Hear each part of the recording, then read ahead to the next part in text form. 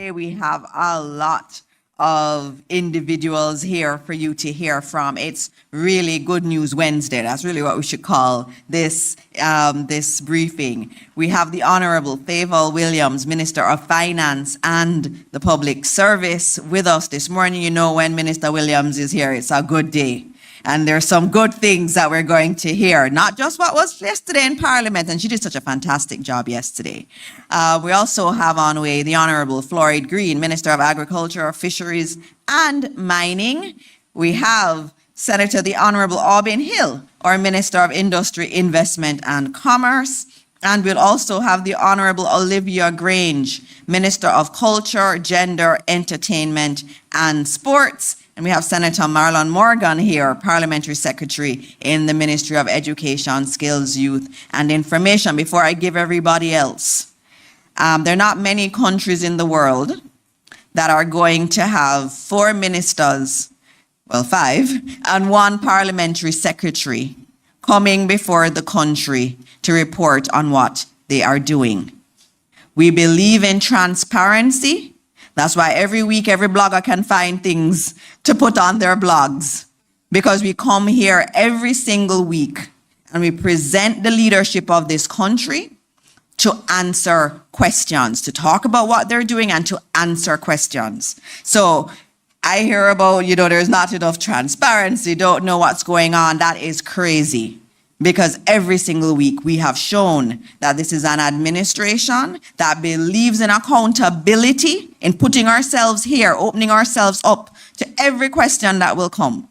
That's about accountability. And we will always stand for that. And our Prime Minister has always said to us, we have to give the people of Jamaica the information that is needed. And they need to know what we are doing. And that's what we do when we have these briefings. With us today, we also have several permanent secretaries. We have Terry Ann Thomas Gale, the Chief Education Officer for Jamaica. We have Commander Alvin Gale, the Director General of the Office of Disaster Preparedness and Emergency Management. We have Miss Nikisha Walsh, Executive Director of the Student Loan Bureau, so you know something good is coming. We also have Mr. Harold Davis, CEO of JBDC, and I know Minister Hill usually come with a lot of your heads, so I'm assuming others will be here too. We have Mr. Michael Price, Senior Strategist in the Ministry of Agriculture, Garnet Edmondson, CEO of RADA, Dr. Gavin Bellamy, CEO of National Fisheries Authority. Again, that means there's a lot coming about agriculture too this morning. All the members of staff who are here from the various government entities. We also want to acknowledge Shauna K. Williams Pinnock, Acting Dean of College, Mico University College, all the students who are here from the Mico University College, and other youth representatives. I know some of our members of the Youth Advisory Council are also here this morning. Members of the media, Jamaicans watching at home and abroad, good morning again to you all. And given the lineup we have and the lots of good news that we have, we're gonna go straight into it. And we're gonna start with our update from ODPEM, where Commander Alvin Gale will be telling you where we are in the process and giving you some key updates, and then we go into some cabinet decisions that have been taken. Welcome, Commander. Morning, Minister. Thank you. Morning, Ministers, PSAs, colleagues. Jamaica. The National Emergency Operations Center continues to be activated, operating under 5 lines of effort: logistics and emergency relief, damage and needs assessment, restoration of critical infrastructure, humanitarian assistance and social protection, and coordination and support. The coordinated machinery continues to direct national responses and early recovery operations. Today, I'll seek to provide a summary of the progress made across all key sectors. As at 0800 this morning, or rather at 8 a.m. this morning, at 8 a.m. this morning, they confirmed the toll from Hurricane Melissa remains at 45, while 18 persons are also missing. We continue to hold the families and communities at this time and their loved ones in our thoughts. Water, sanitation, and hygiene We continue to make advancement in restoring water supply across the western region of Jamaica and affected communities island-wide. Today, some 82% of NWC customers have been restored. 61% of the customers in the western parishes have been restored. That means some 60,000 NWC customers in the western parishes do remain without a piped water supply. Significant work continues to ensure that all Jamaicans will have access to safe water, as this is critical to hygiene and sanitation matters. The National Water Commission and partners have already delivered approximately 10 million gallons of water to affected communities. The National Water Commission has also deployed 12 additional water trucks. These resources have been strategically positioned across the island to ensure equitable distribution of safe water. This will ensure the delivery of over 145,000 gallons per day to affected communities. In addition to these deployments, some 23 fill stations remain active across the parish of St. James, Westmoreland, and Hanover, enabling the continuous resupply to these trucks. As it pertains to food assistance and nutrition, to date, the national system has provided just over 259,000 care packages to those in need. Our partners in food security, amongst them the World Food Programme, World Central Kitchens, Global Empowerment Mission, have been central to sustaining the affected populations. To date, over 3.2 million hot meals have been served across Jamaica, primarily in the western parishes, and over some additional 50,000 food care packages have been distributed to communities in need. Nutritional support for vulnerable groups remain a priority. The Ministry of Health and Wellness, with the support of PAHO, UNICEF, and the World Health Organization, continues to provide specialized nutritional services across the island, including iron tablets, folate, and high nutritional supplements. Most recently, they have also completed some nutritional educational training programs for our frontline personnel. Health and medical services. The restoration of the health sector continues to advance at a steady pace. More than 50% of all healthcare centers across all parishes are operational. 24 hospitals are back in service and some 325 health centers. Island-wide, 97% of our hospitals are back with JPS power. The Ministry of Health is also intensifying its public education messaging, primarily concerning infectious diseases, given the recent flooding and debris in particular areas. As it concerns shelter and humanitarian protection, across Jamaica, some 100 shelters remain active today, housing some 1,107 persons who continue to receive meals, hygiene supplies, psychological support, and medical assistance. Partners in this sector include the Social Development Cooperation, UNICEF, UNESCO, and the International Organization for Migration. They continue to strengthen our shelter management processes through assessments, training, and the activation of reporting systems across parishes. The Jamaica Constabulary Force continues to support us through its community safety and security branch as they continue welfare checks on these shelters, various communities across the island. During the welfare checks, the JSF has also distributed some 10,500 care packages, ensuring that communities most affected and those vulnerable households are taken care of. I will indicate as well that Jamaica's security environment remains stable throughout this period. Across the island, some 1.6 million buildings have been assessed by GeoAI.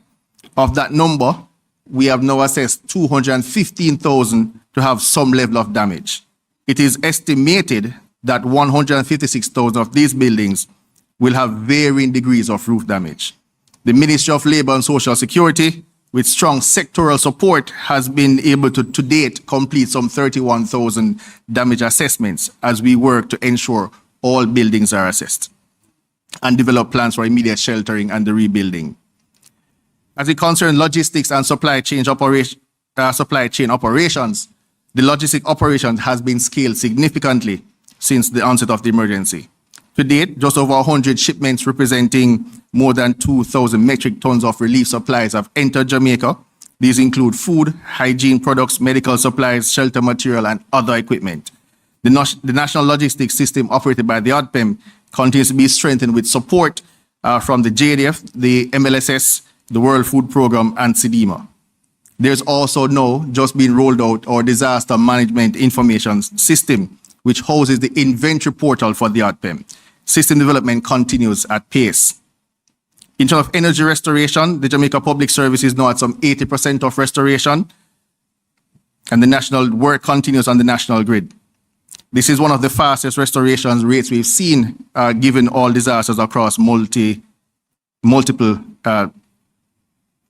countries. Telecommunications, I will report that over 90% of post-Melissa traffic is back online through Digicel and Flow. They continue with their restorations. In terms of the education sector, I'll indicate now that some 73 schools continue to house shelteries. Processes are underway to have persons go back to their own safe shelter. The Ministry of Local Government and Community Development is driving that process, strongly supported by the ODPEM. Private sector engagement, significant private sector engagement has been brought in the Melissa recovery effort. Whilst we note the reopening of our ports to include cruise ship piers, restoration of ATMs and remittance outlets across the island remains a vital component in this restoration. I will indicate that just about 39% of Jamaicans receive remittances monthly. Thus far, in the parishes of St. Elizabeth, Westmoreland, St. James, these have seen above 50% restoration rates for ATMs and remittance companies. The parishes of Hanover is at 20% and Trelawny is at 47%. So we continue to support that multi-sectoral rollout pertinent to bringing back remittances and banking stations online. In closing, as we move deeper into the early recovery phase, our national response remains grounded in coordination, transparency, and partnership across government, civil society, international actors, and the Jamaican people. While significant progress has been made, ODPEM acknowledges that recovery is ongoing. We remain committed to supporting every community, strengthening resilience, and restoring normalcy across the island of Jamaica quickly and as safely as possible. Thank you.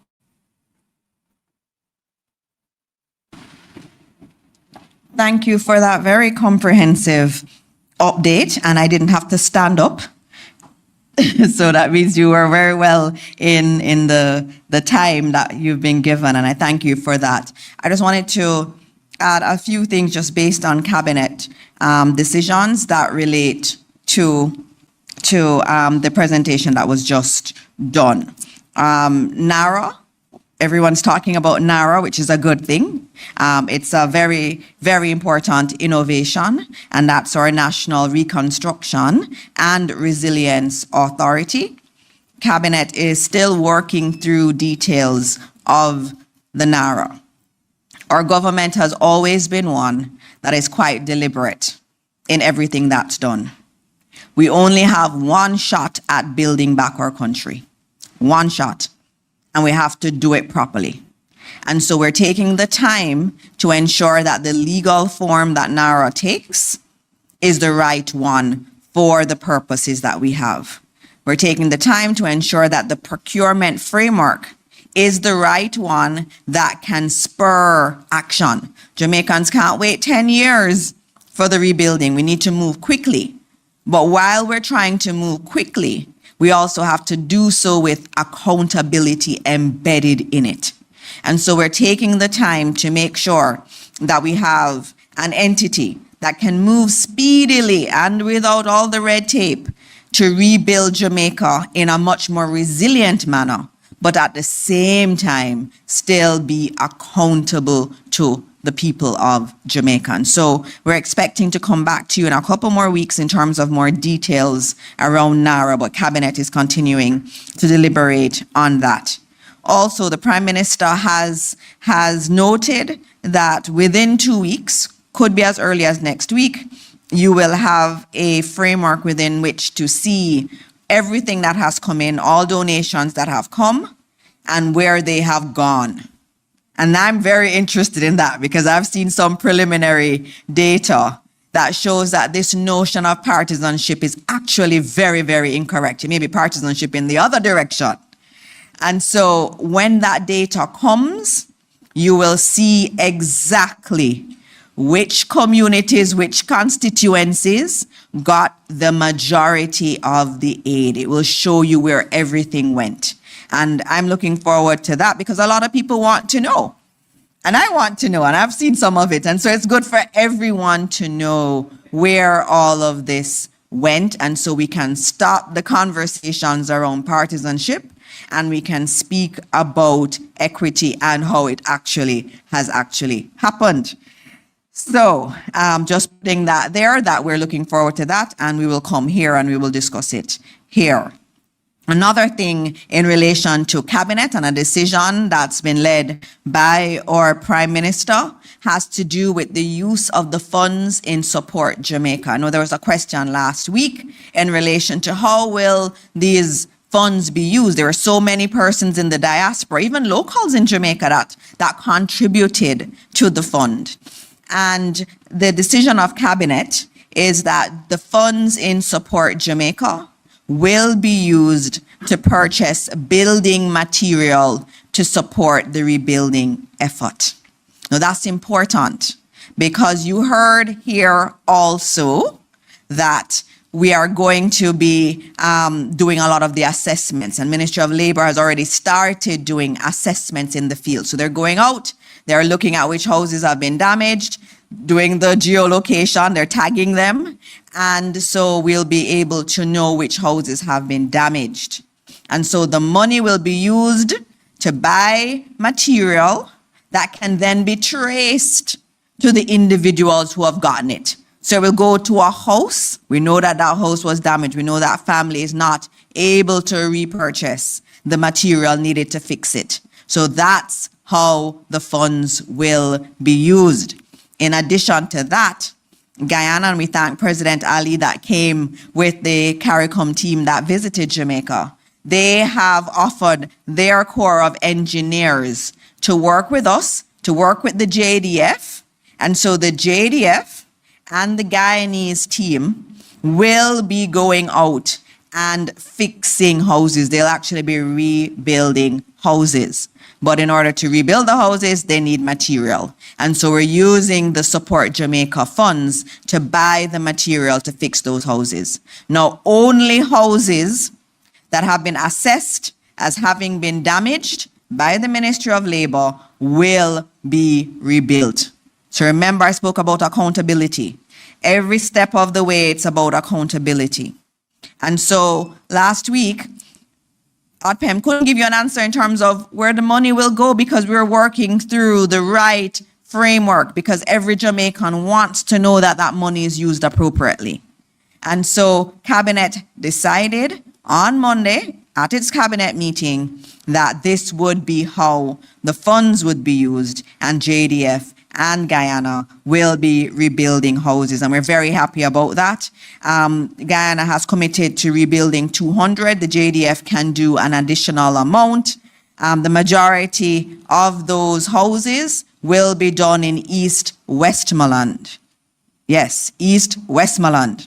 And the Member of Parliament has already been told this, and he is working to identify individuals. But as always, those individuals that are identified have to have been assessed as having seen damage. And so the Ministry of Labor team is working hard at that. And so those are some of the decisions coming out of Cabinet in relation to the Hurricane Melissa recovery efforts that are ongoing. Okay, now I go to something very exciting. I think that last one was exciting. The fact that the JDF and the Guyanese Corps of Engineers will be rebuilding houses for people who desperately need it built. But we also have some things that are very important. And today we're going to be hearing from Minister Williams, who has some exciting announcements, not just the ones from yesterday, but that too, but some really, really good announcement for young people. And I'm glad to have the students from the Michael University College here with us so that they can hear and go and tell the world what Minister Williams has to say. Minister Williams? Thank you so much. Good morning, everyone. Let me acknowledge our colleague ministers, Dana Dixon, Minister Hill, Minister Green, PSs, senators, Commander Gale from ODPEM, my own Nikisha Walt, Executive Director of the Student Loan Bureau, and her team, media, students, ladies and gentlemen. I am overjoyed to be here this morning with the Student Loan Bureau. Nikisha Walsh and her team are here to join me in launching the Debt Reset. This was an initiative that we talked about and announced before election. It's one of our election commitments. And I am proud to say that despite Melissa, despite everything that has happened, we're here today to announce this debt reset and the new face of the Student Loan Bureau. And so I want to say this morning, the Student Loan Bureau is not your mother or your father's Student Loan Bureau. Yes, it's a new SLB, new offices, comfortable location, new information technology. Those days in which you could not get your loan balance and you had to think about getting in a taxi to go to student loan and try to get that, those days are over. Yes. And Nikisha is going to take 5 minutes to walk you through that. But I want to say, over the years, the government of Jamaica, through the Student Loan Bureau, has introduced a range of policies designed to move barriers to tertiary education and make loan repayment more manageable for our students. These initiatives include reductions in interest rates, advanced benefits for beneficiaries, and the removal of the guarantor requirement for loan approval. Additionally, the extension of loan tenures has helped to lower monthly payments, giving our customers more disposable income. The targeted loan tenure now ranges between 15 and 20 years.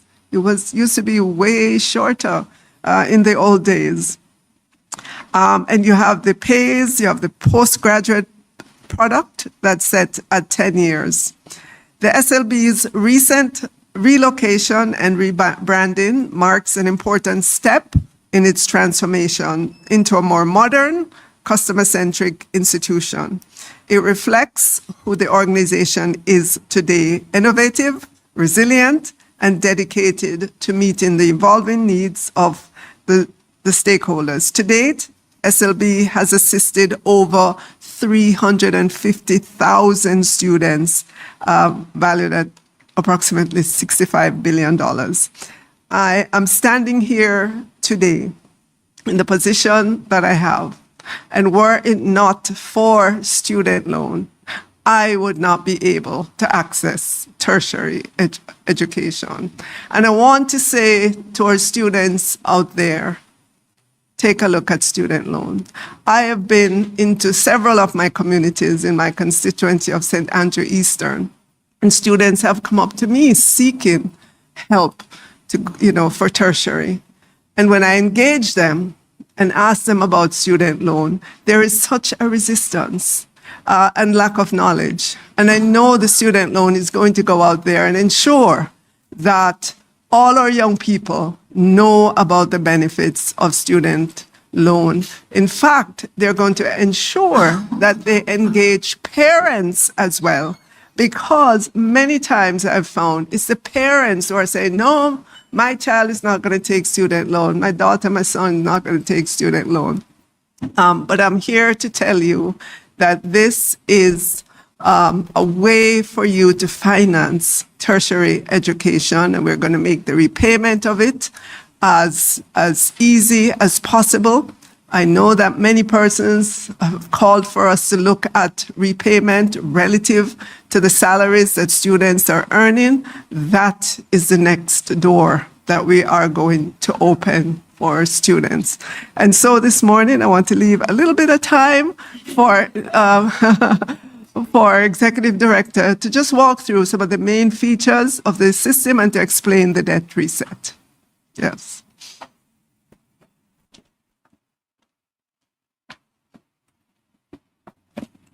Good morning, everyone. All protocols already observed. So as our minister mentioned, today we will be presenting the debt reset program along with two other great initiatives. So the Student Loan Bureau, through a mandate, as Minister would have mentioned, played a critical or pivotal role in advancing national human capital development. To date, our interest is as low as 3%, moving from as high as 16%. At this stage of our transformation, the next critical step is advancing our digital capabilities to improve access, enhance communication channels, and strengthen partnership across the education ecosystem. So first, I would like to introduce the new STEEP customer portal. On the portal, we were able to register online, meaning go online, access your account. You will be able to pay your loan. You will also be able to view your loan, your details, and also print statements. This is our customer portal. The student will be able to go on the website and access this landing page. Now, why we need an onboarding platform is because we want to access the information from the students. So they will be able to put in their email address and their password. It's not moving. So when they access the portal, this is their login credentials. As I said before, their email address and their password that will help them to access, this platform. So what you're looking at, our new customer portal, they'll be able to apply for a loan. They'll be able to print their statement and they'll be able to view their loan details. Now, this is what a typical statement will look like. As you can see, it will show your loan information, your repayment start date, the tenure of your loan, the interest arrears, if any, and the closing balance to close that loan. Now, to date, the SLB has 360 loans in our active portfolio. 8,890 are current, 11,634 are delinquent, and we have 4,836 loans in moratorium. So the debt reset program is an opportunity for our students to reduce their loan balances, eliminate accumulated charges, and establish a more sustainable path toward payment. This initiative supports customers both in good standing and those in arrears. So effective October 31st, this is where SLB will pull on the loan portfolio to determine how many of our students are active, and I would have mentioned that figure before, and how many students are in arrears. This program runs between December 1, 2025 and April 30th, 2026. What it will do, it will allow the students to clear their arrears by SLB offering a 50% waiver on your interest arrears, 100% waiver on your charges, and 100% waiver on your insurance fees. And the student will be able to close this within 5 months. So the other benefit, because we understand that there are students that are in good standing. There are students today that continue to make their payments despite financial challenges. So what this debt reset program will do as well, we will be giving $100,000 to be applied on all of those students' loan account. So currently, as I said before, we have 8,890 students, and come next week, 100,000 will be applied to their account. This is about encourage them for continue to be, good customers. Once you are in the debt reset program and after a year, if you continue to become current, the SLB also offers a 2% interest reduction in your interest rate. So this will allow students now to reduce their repayment costs and also get an opportunity to have more disposable income. So how would this work? You will go on our website, you will apply for the debt reset program. It, as on the screen would show you, you will see, for example, the students have 185,000, and based on the debt reset program, we are waiving $52,000. So the student have an opportunity to pay this amount over 5 months. They would indicate which month or which period they want to do so, and they will get a statement indicating what their monthly payment should be. Now, we also, apart from the debt reset, Minister, want to support our students and customers that have been impacted by the Hurricane Melissa. So currently, students in tertiary institution and customers across the parishes have been impacted. So SLB will be introducing several measures to show our commitment in protecting vulnerable borrowers, addressing post-disaster socio-economic disruptions, and upholding our mandate to ensure equitable access to tertiary education. So currently, we are already deploying efforts through our CSR activities. We would have been into some institutions, some schools, offering care packages and also giving donations to tertiary for the schools in terms of further rebuilding efforts. But we want to say to our students that we have another program that we want to introduce effective next week. So we are looking at 5 parishes: St. Elizabeth, Westmoreland, Hanover, St. James, and Trelawney. Currently, we have 1,948 students that are enrolled in institutions across these parishes. We have also identified 4,458 repayment customers who reside within these parishes.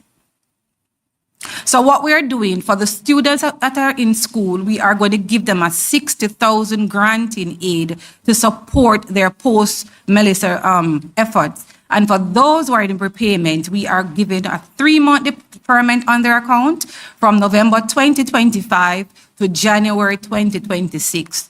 Now, the question is, what about those who are not in the 5 parishes? And, they may be impacted. We already assessed that situation. And what we're doing, we're ascertaining funds from our account to ensure that beneficiaries outside of these parishes, we can support them. But this is done on a case-by-case basis. So if you do not fall into the 5 parishes, you can contact the SLB and we will offer you one of those initiatives. So SLB remains bold. We are forward-looking and we are committed to innovation, digital excellence, customer empowerment, and sound financial stewardship. Guided by our strategic pillars and aligned with national priorities, we will continue to expand access while securing long-term institutional stability. The SLB is now 54 years old. As we advance, we affirm our mission to empower Jamaicans through affordable and accessible tertiary financing, enabling a stronger future for our citizens and our country. The student loan remains relevant, and we are building bridges and we are transforming dreams. We are encouraging our customers to take full advantage of the debt reset opportunity. Bringing your loan current and maintaining consistent payments enable us to continue supporting the next generation of students. As a nation, we believe in lifting up each other. When you repay, each one reach one. No one is left behind. Thank you, Minister. Wow. Thank you. That was very, very good.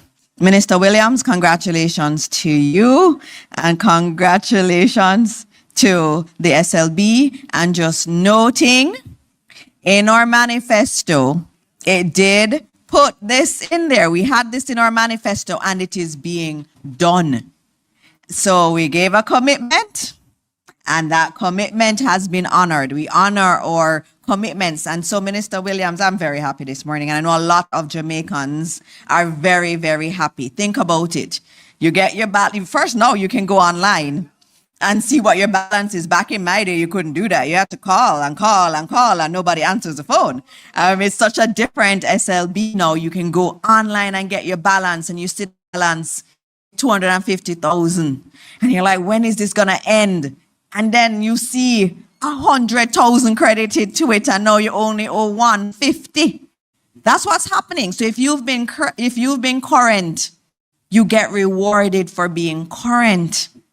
And then those who've not been so current and you've had some issues, here you're getting 50% off on some of your debt. I mean, this is amazing. And remember also, for a lot of our young people, that your repayment history goes to the credit bureau, and it can have an impact on your financial life.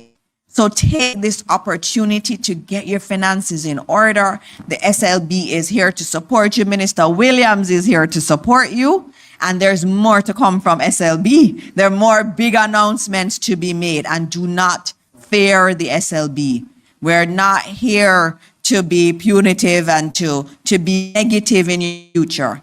We want to make your future right, and the SLB is going to support you. And so, Minister Williams, what a great way to kick off things. The first manifesto promise that's been ticked. Thank you, Minister Williams. Now let's see. Minister Green, can you top that? Minister Green, every time I see him as House leader, I just smile and I am just so happy.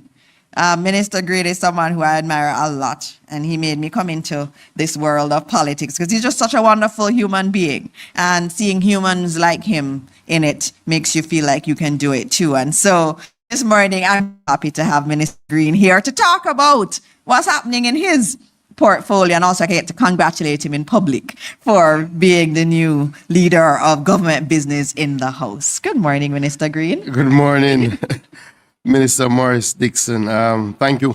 Thank you so much. Our colleague ministers, Minister Williams, Minister Hill, Commander Gale, our permanent secretaries who are here. We do have a team from the ministry, CTD Palmer, our CEO of RADA, Mr. Edmondson, our CEO of the National Fisheries Authority, Dr. Gavin Bellamy, and also Mr. Price, who is in charge of our Hurricane Melissa recovery efforts. Other special invited guest members of the media, just to say, before I get into my presentation, just to commend the team at the SLB and Minister Williams, I too would not have been able to do tertiary education were it not for the Student Loan Bureau. I am, well, at that time I wasn't a proud recipient. And I genuinely wished that we had some of these initiatives during that time. I'm going to age myself now, but my time was a time of add-on balance. Let me tell you something.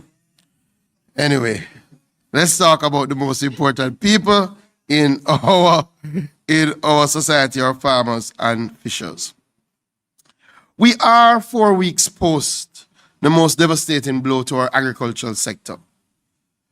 I've already outlined in Parliament the scope and scale of the devastation, a preliminary figure which at that time was about 30 billion Jamaican dollars, or about 150 million United States dollars. But to put it in perspective and to explain that those figures were really preliminary, when the World Bank did their rapid assessment using their various models, they came out at about 300 million United States dollars of damage to our agriculture sector. That's about 60 billion Jamaican dollars.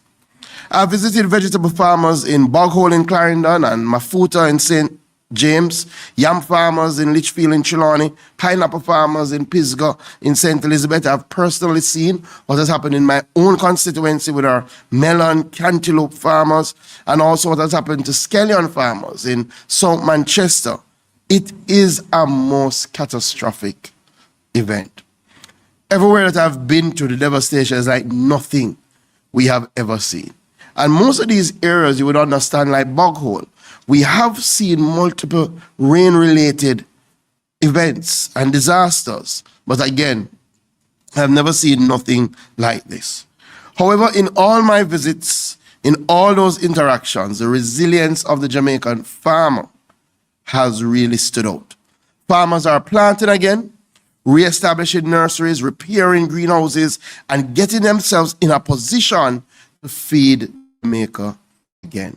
We must feed Jamaica again. And that is why the response of the government is critical to accelerate the pace of the recovery and to ensure that we hit our targets of feeding Jamaica again. RADA is the leading operational arm for our National Agricultural Recovery Program.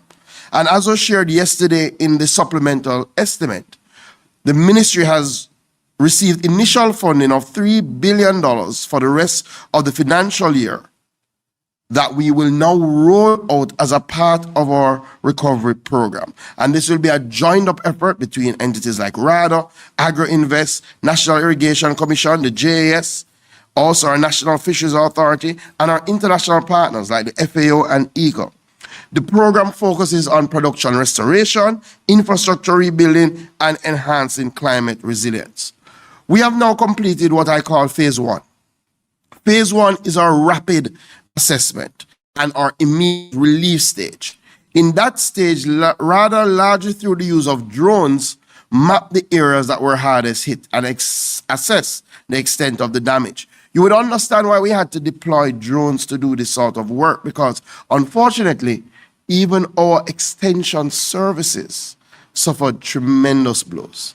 A number of our extension officers who live in the hardest hit parishes are without roofs. Some of them are without homes. We have parish managers who've had to relocate because their homes have been completely destroyed. And as such, we had to use the technology.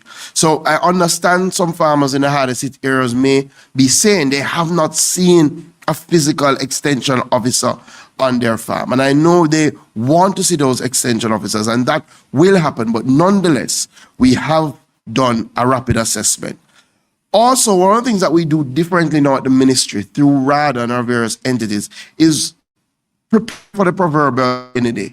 We do know that some disaster is going to beset us, unfortunately. Either we're going to have an extended drought, or we're going to have a lot of rainfall, or a windstorm, something of the sort. So we have been now, over the last few years, ensuring that we have on-hand supplies that we can immediately deploy. So in this first phase, which was over the last 4 weeks, we've already distributed 6,500 packs of seeds, benefiting over 3,000 farmers, 2,000 bags of fertilizers across 8 parishes. We've had engagements in St. Catherine, St. Anne, Portland, St. Andrew, Trelawney. We're scheduled to have another engagement in St. Elizabeth on Friday, as we move to ensure that our farmers can get back out there. We've also started some restoration work in relation to some of our RADA offices.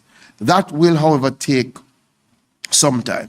Unfortunately, we do have offices that were completely destroyed in parishes like St. Anne that will have to take some time to build back. So having gone through the rapid assessment and provided that initial support, we're now going into phase 2 of our recovery, which is really about intensifying our interventions over the next 6 months. Already, we have procured over 7,000 packs of seed, approximate value of $50 million, and we are distributing as we speak to the parishes. We're already in an additional stage of procurement for another $70 million worth of seeds. We have approximately 5,000 bags of Moroccan fertilizer, which we're distributing again as we speak. And I want to pause to thank the government of Morocco for their kind support. This was pre-Hurricane Melissa. This is not a Melissa gift, but we decided to hold on to it until the end of the hurricane season, just in case we needed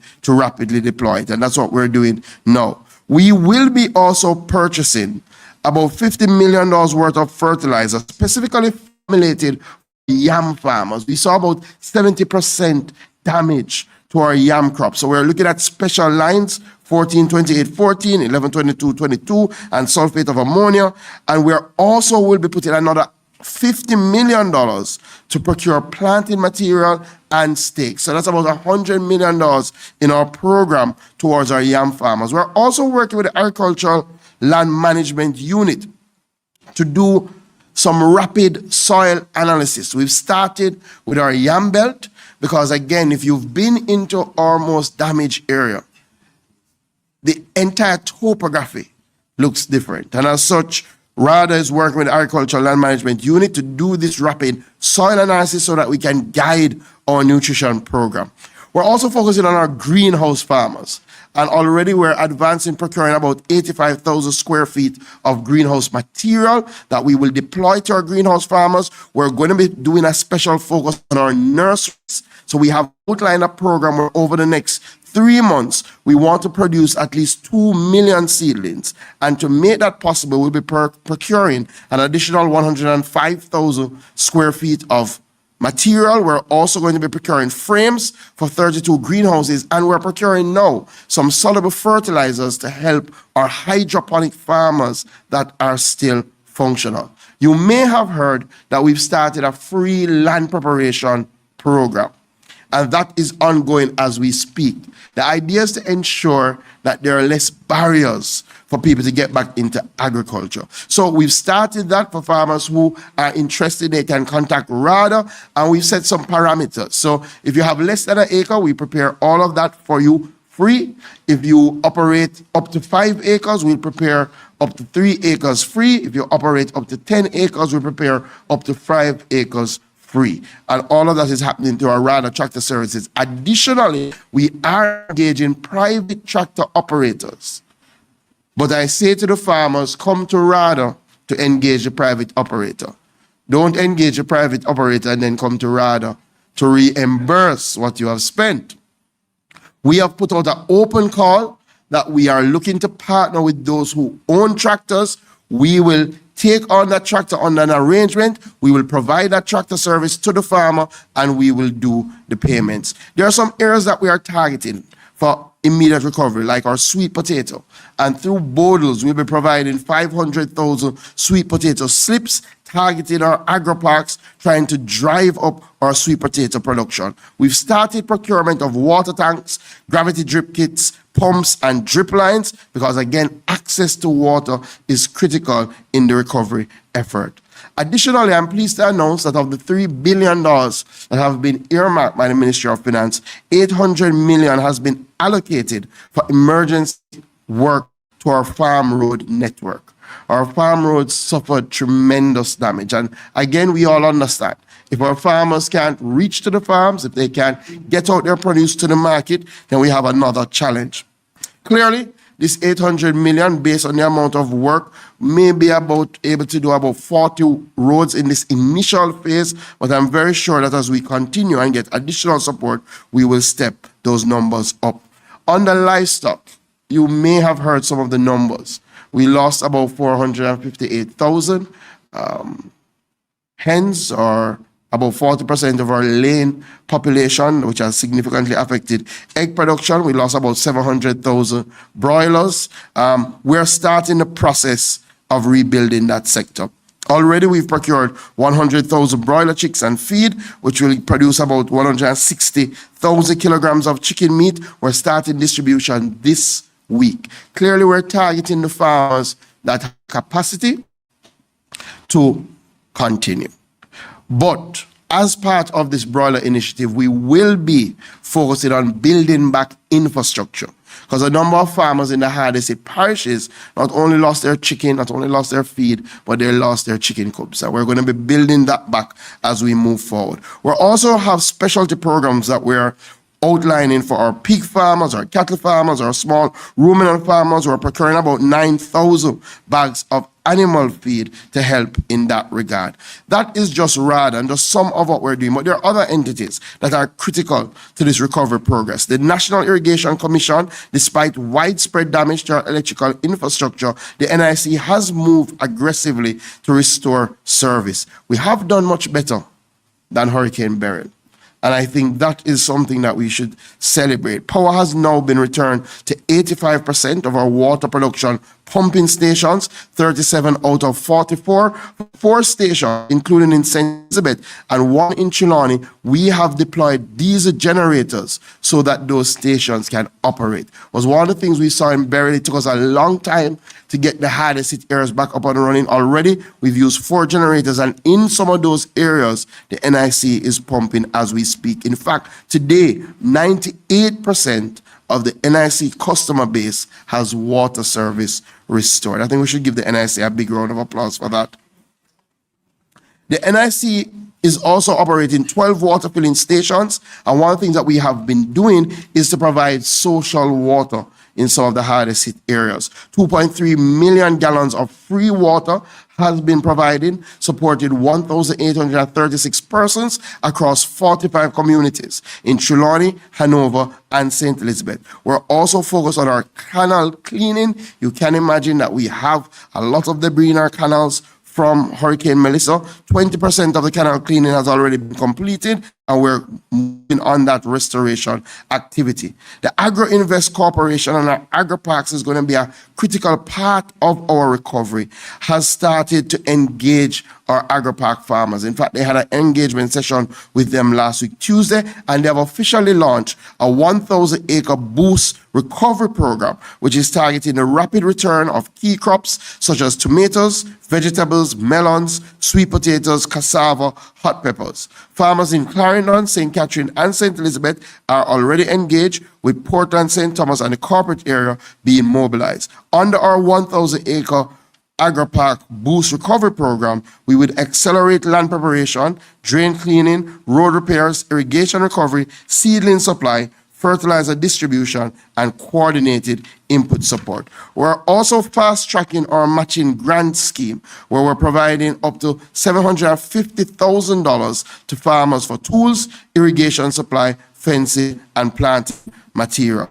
Additionally, we are using private tractor services in our agri-parks with the target of preparing at least 50 acres per week. We're providing that at discounted rates of up to 62% to get our agri-park farmers back up and running. The JAS has also been on the road with the United Way team. In fact, the United Way launched a fund to support Hurricane Melissa recovery efforts, and I want to formally commend our champion athlete, world champion, Oblique Seville, who was the first donor to the fund, contributing $500,000 to the fund and starting the JS on the road to help with the United Way for the recovery.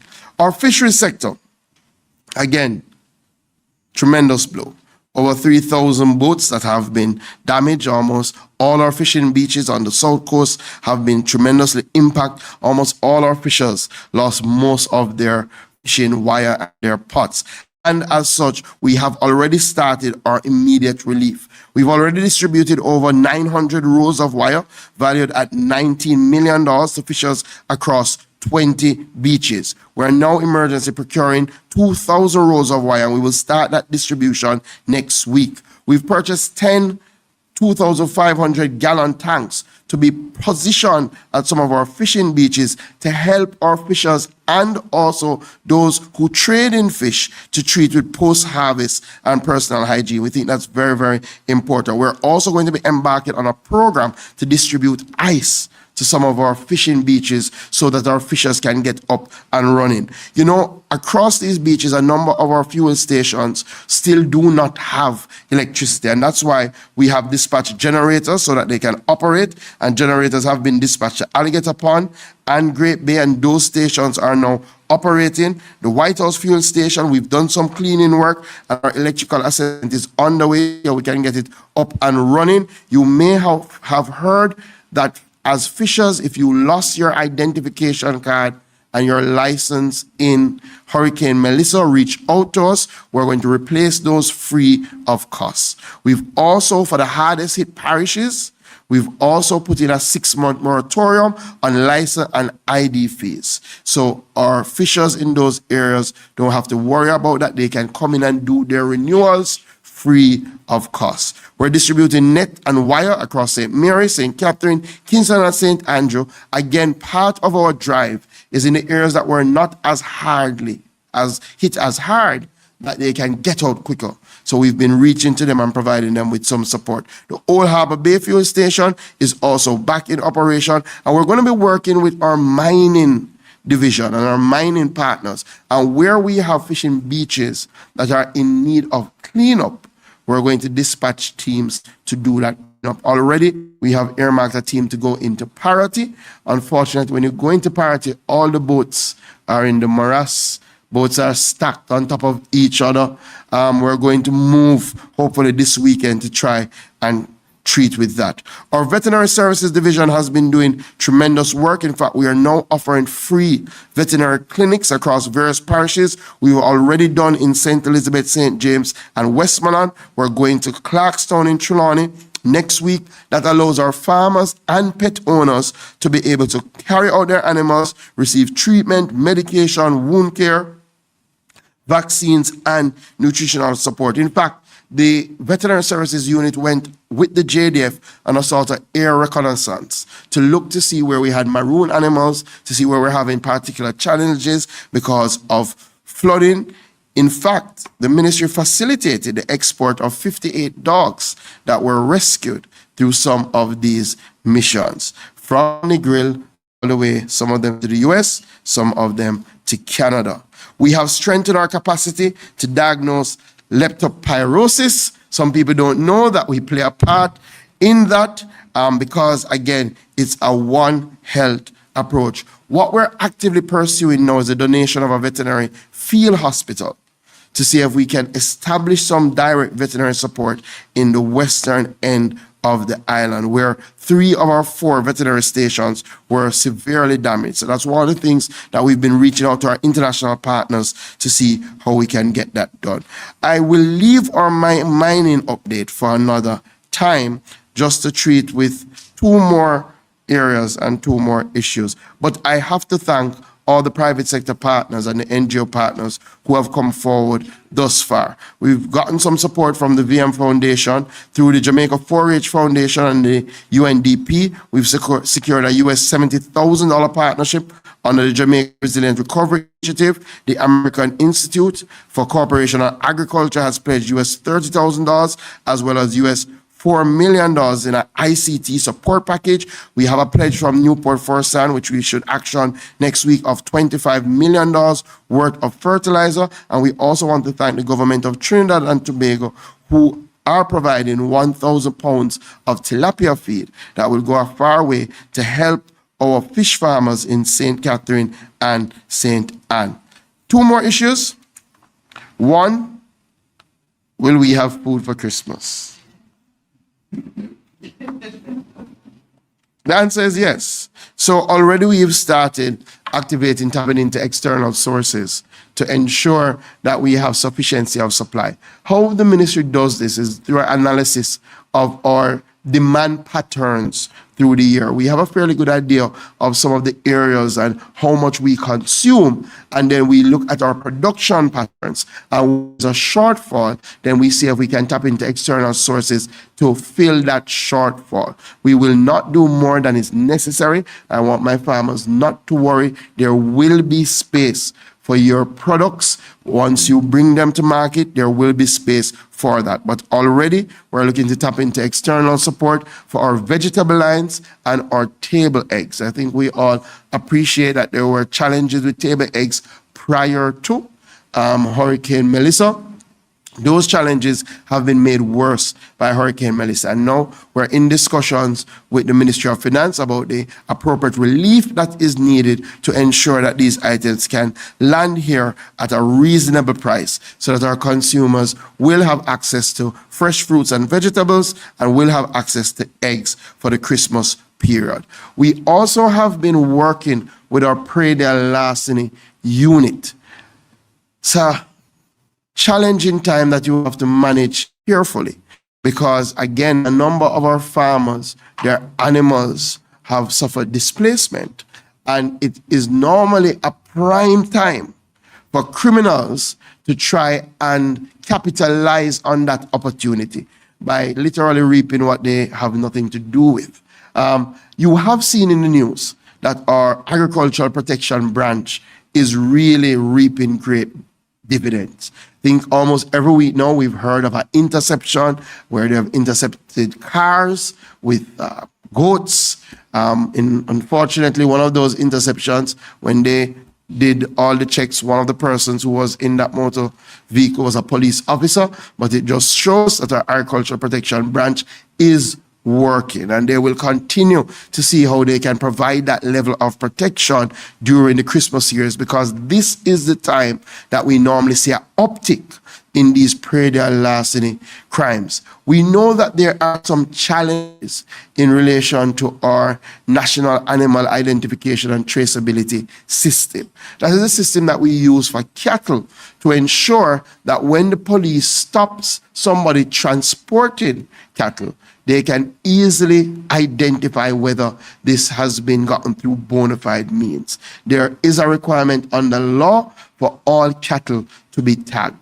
Our farmers have reached out and our butchers have reached out to indicate that there are some challenges in relation to the capacity of the Veterinary Services Unit to tag the backlog. The truth is, this program started in 2015.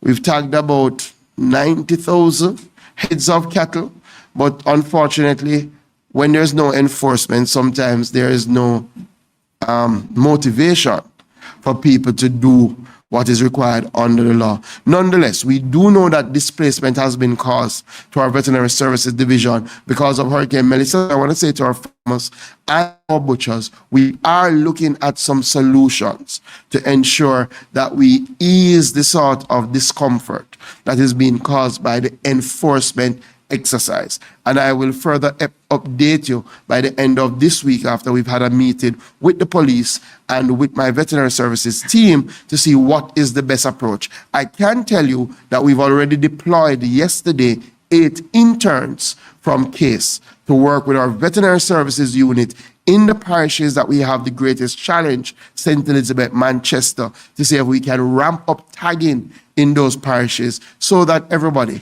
can have a Merry Christmas, and so that those who seek to steal will not be able to do so. Thank you, everybody. Thank you. What a lot. I was going to stand up, but then I said, no, it's all very good information that we are getting. And I thank you, Minister, for all of those updates. And it went from $750,000 grants for farmers to initiatives for fisher folk to work being done in terms of livestock because of all the loss, to even dogs migrating and predial larceny.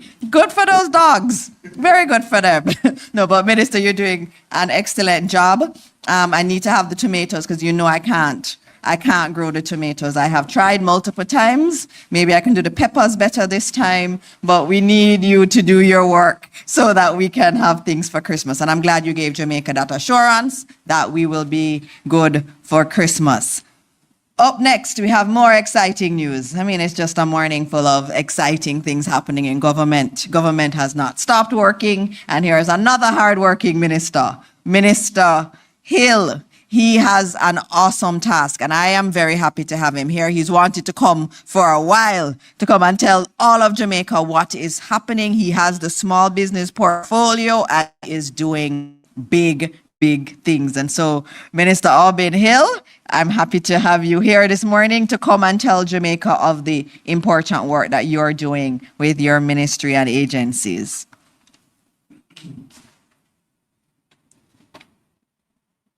Thank you, Minister Dana. Minister Dana is how I like to call her in cabinet. I see my other colleagues here. Minister Grange, good to see you. Minister Green, Minister Williams, of course.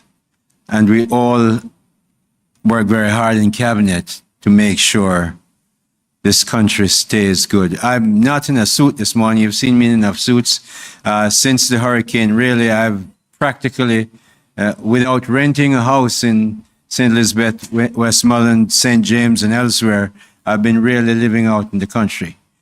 My team members have really been living out there. We come back all kinds of midnights, sometimes from all over the place. Sometimes I remember one day we did not eat from we left here before 7 o'clock until well after 8 in the night. We just kept going. Permanent Secretary Sanse Bennett Temple is here with us this morning. Our team leads headed in this instance by Dr. Cliff Riley, who is the head of the hazardous substances. You are the regulatory authority. So every time you go to a dentist, please look on the door and see if you see HSRA on it. If you don't see HSRA, you may not be getting the right amount of nuclear atoms or whatever they put in your jaw to get the teeth out or fix it. Dentists need to have HSRA on their door, on their doors. Look for it. That's what he does. And by the way, we're the only small country, and maybe outside of North America, one certainly none in the Caribbean, that has a nuclear plant at the university. I've been there, seen it, and many of you might not know that, but Cliff is in charge of that. Harold Davis there, who is the head of the Jamaica Business Development Corporation, assisting us with technical work, which you'll hear about in a minute, and the the Bureau of Standards of Jamaica, Companies Office of Jamaica. All these are within the ministry, JAMPRO, Exim Bank, and we collaborate with the DBJ, which is in the Prime Minister's ministry. We're going to look very quickly at the business restoration at Borden, St. Elizabeth, and White House in Westmoreland, the distribution of generators in East, Central, and South St. James, business assessment in a compound, voucher businesses, and COJ. But I couldn't go without saying congratulations to Minister Williams for all the work that she did with the international financial institutions yesterday with the Prime Minister. You've heard the announcement. But to touch your lives, many Jamaican lives, what the work she's done with the Student Bureau. I was unfortunate that I didn't get any benefit from the Bureau. So, but a family member, a close family member, sits on the board, and I'm happy that he does that work. When Melissa struck, I was in South Korea representing the government of Jamaica for an IDB meeting. I saw in Korea that Bob Marley was replaced, Bolt was replaced, or music was replaced, or beaches were replaced, and Black River had, for the time, become the face of Jamaica. I am about half an hour away from Black River. That's where I grew up, just south of Monroe. So I went to Monroe College, Boboski-Watton, for those of you who have had the privilege. But what I saw was amazing. Then I came back on I couldn't get back through American Airlines or any of those. So I had to find, Cadian found for me that Cayman Airways were coming in. The Prime Minister arrived early in the morning, and by mid-afternoon, Cayman Airways brought me back in on the Friday, I think it was, because no flights happened on Thursday. So the first flight was on Friday. By the time I came back Saturday, we were in meeting. What I did was look at my ministry and converted it into the Business Restoration Working Group. All the agency heads, all 21 of them, working under the PS and myself, made sure we brought that team together and said, the Prime Minister gave me a mandate, actually mandate came after I did the collapsing into the working group, that we must fix back businesses to get them up and running. Clearly, Grace doesn't need my help. And if Grace needs me, they know where to find me. They call me, I'm going to answer the phone very quickly. Some people, although I give out my phone and the radio, some people don't have the phone number. So we have to go look for them. And what we're looking at is the MSMEs. So we went out. Let me give you some idea of what we've done. What we looked at, 20% of our businesses operating in Jamaica, not the big ones, come to about 15,000 odd, 20%. We didn't go higher than that. We said, look, if you look at this 20%, what is going to cost us? A big, big number. I'm not going to waste your time with that. So we said, all right, we're in the cabinet. Said, Prime Minister, given the mandate you've given us, we looked at what we have to do for mom and pop stores, bring them back up. We said we want $20 million to start with 50. Cabinet reviewed it, gave us the money. Out we went. So we went down to Border, and Border is really a very easy name. It's right where one sign says Westmoreland and the other one says St. Elizabeth, right at the border, and Border is technically in Minister Green's constituency. So we found 44 shops there. Harry and myself, we went down with Dr. Riley and some others of our team. Harry brought his engineers. Subsequently, later on, we got engineers from BSJ for the generators. And we said, here is a cluster. There are 44 families, mainly women, but some men, who operate from there. Everybody knows it. There are 26 fishermen that supply them. There are any number of farmers that supply the food and the vegetables that go into the whole thing, and we took it on. They get a contractor, and Minister Morris Dixon, myself, and Minister Green, a couple others were at a dinner last night, and we were talking about the procurement process.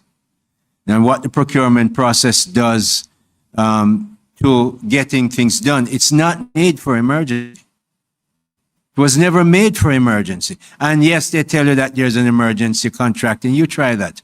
When you have people don't have any roofs over their heads, a little sun come out between 8 and 10, and then the rain come back and you get wet up again. Shops, the rice wet up and the sugar now, see all of that in White House. So we have to, and yet we have to make sure, as Minister Morris Dixon said, make sure we do everything in an accountable way. We can't take taxpayers' money. When I was at NCB and we want to build a branch and we want to give out $200 million, we have a meeting with the board and we're done and we give out the money. Or if I have my own money I want to give, I can't do that with taxpayers' money. So we have to work with what we have until we change the rules. And I'm saying right here now, for a long time, I have been on the record, so like so many ministers and so many other people in government, that we have to change those rules. I mean, we know how that is. Cabinet makes those decisions and it goes to Parliament and so on. But the emergency of Melissa especially tells us that we have to do some work on that part of legislation. So we have all those numbers I tell you. We looked at over 600 businesses. About 262 were in Trelawney. We have another bunch of 285 in Hanover. We have 18 St. Elizabeth, about 30 or so in St. James. A lot of businesses, and these are where we have visited them. How do we get to visit them? We call the biggest contractors. The first meeting I had, in fact, was with distributors. All the big distributors. Grace, Caramed, Blasco, Vicinco, all of them. And we had 100 people in the meeting, the business community, and say, we're going to have to get the businesses back up. Why? Because we can't keep giving care packages to people. First, after all, they don't want it. Not that they want it, but they don't want it that way. They need to get their lives back up and running. And so you have to have businesses running. Why do you have business running? Because the distributors have, I visited many of the warehouses. Some of them told me that they have goods enough for 7 weeks to 6 months. And you see more coming in. So we had the goods coming in. The distribution network had to work so that we pull it through. We're setting up these businesses so we can pull it through to the retail, get goods on people's tables and in their houses, so that the Honorable Favour Williams, running the Ministry of Finance and Public Service, will have revenues coming into her coffers so that we can look after what we must do. If we don't pull those merchandise, whether it's hardware or foodware or bleach, if you don't pull that through, we want the revenues. It's vital that we got businesses back up. Not people, of course, you hear a lot of reports every day on how people have to be looked after in their homes and give them food, and hospitals and farms have to get back. But businesses were there, have been there working quietly. So where are we now? We looked at, we put in a contractor through JBDC to fix border. It's pretty much done. In the sense that the structures are back up, and you should see them. We made sure the first structures that were there were not embedded in concrete. Every one that has gone up, every one of the 44 that has gone up, embedded in concrete and straps with hurricane straps, so that the least of the wind won't blow it away. We're not going to look for a category 5. We can't stand that, but it's strong. We're doing all that. Sean Paul was down there early with us, and Sean gave some people some board and zinc and on. And then when we came, we saw Sean, and I talked to his people. I haven't seen him. He was off in Dubai doing his business. And we said, the people came to us and said, look, we don't have anything in our house. We don't have, we need the zinc to go in our house. We need a board. 2 or 3 of them came to us and said, if you're going to fix this back, and they asked me, stand up with my face and asked me, you putting it up to tax us? Because the rumor start, of course. Government put it up so they can tax you and get your name. And he said, no. How many containers, as one of the ladies that talked to me, I said, how many containers you bring in a week? She said, containers? I said, I don't bring in any containers. I said, you know how many containers Grace brings in? I said, you know how many containers Wysinco brings in? Why am I going to talk to you about taxes? So we know we're not going to tax you. We're here really to help you. She said, all right, please take this down and give it to me so I can go to my house and put it in the house, because we've done everything for them. When you pass here, you'll please it. But then we went on. So Sean Paul is a corporate that came in early. I spoke to another big corporate house. They will take care of all the painting, all the decorations, all the naming of the shops, millions of dollars. I said, we'll do it. Then you have to have a revetment at the back. We're going to put in some boulders, either stones and or concrete, to keep the water out, because you don't want them flooding back into the place. We're going to make sure that there's some eating places. We're putting some kitchens behind there that they can use. So whatever the Prime Minister said, and he was saying before Minister Green and myself yesterday, we're not building back better. No, we're going to do better than that. We're building for the future better than we ever were. So anything we're doing down there, whether you're in, you see what Student Loan Bureau, them building already for the future better than it ever was, like she was down here listening. So, you know, that's how we have to do it. I'm glad PS is here. I'm glad Harold is here. I'm glad Dr. Riley is here. You understand why me push so hard. We can't do things like we used to do and become the Jamaica that we have to become. So understand. Luckily, you understand I come from the private sector. I don't.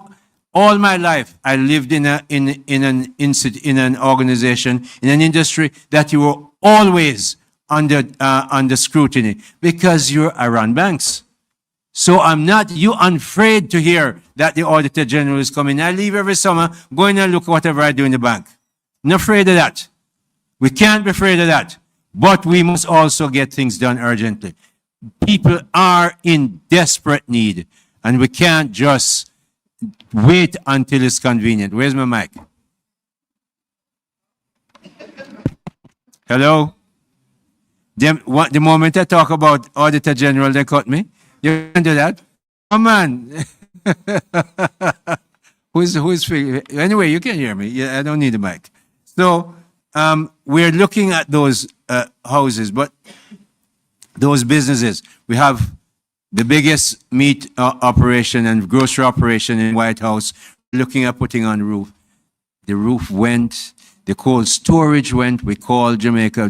They work with Jamaica Brothers Group and us, and the cold storage went back up. It's a big place, and it's the main thing there. And we now need, Harold, we have been a little bit back and forth with this. I want to see the back and forth done. We want really a decision by today, tomorrow, that we go in and start fixing. And we're not going to waste taxpayers' money, but we're not going to wait forever either. So we need to get that done.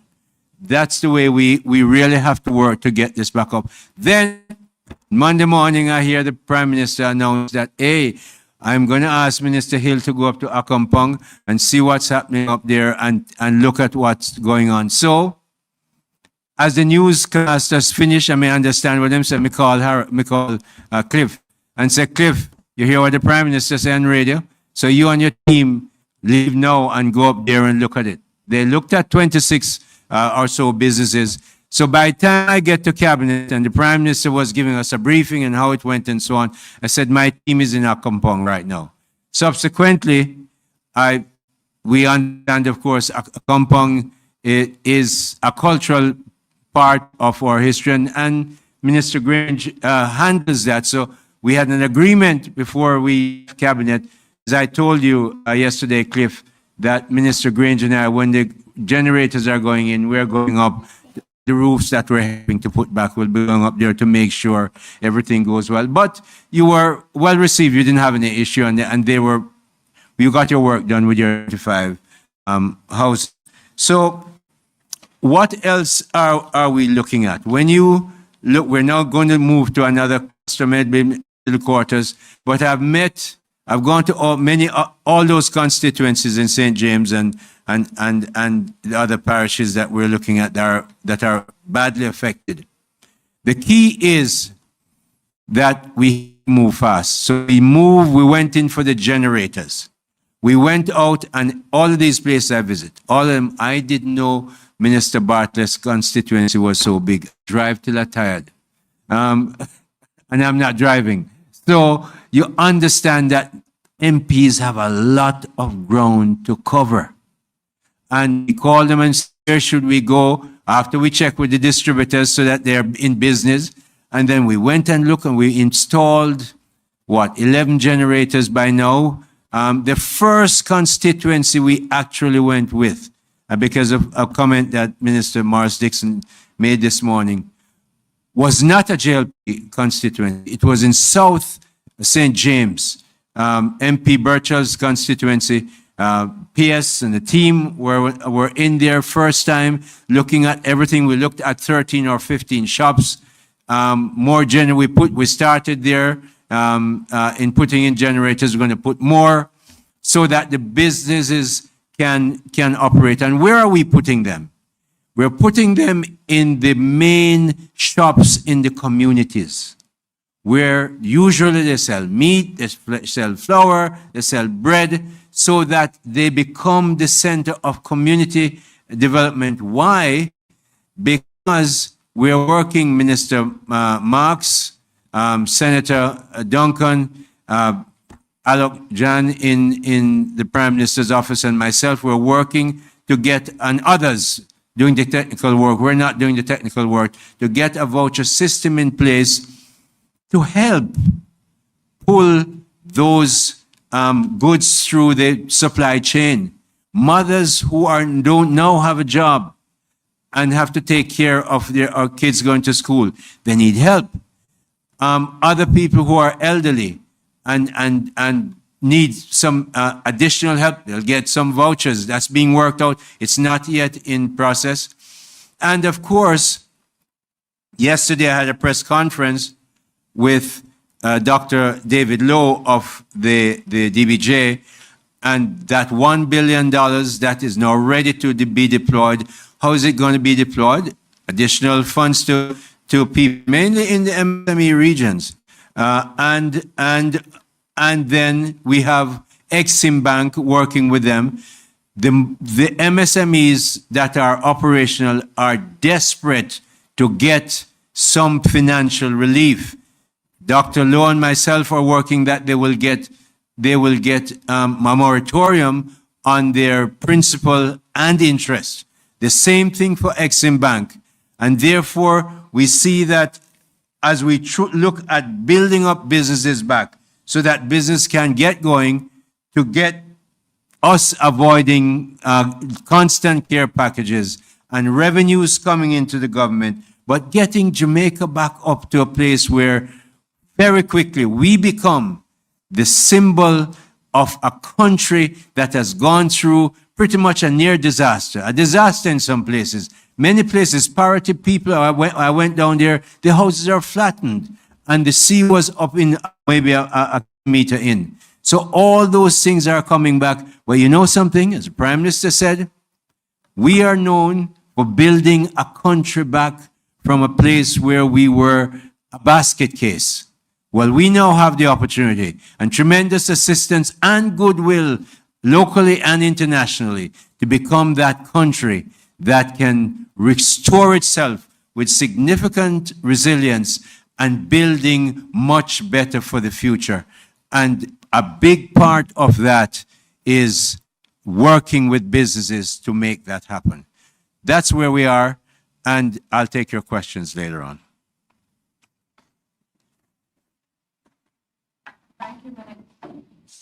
Two.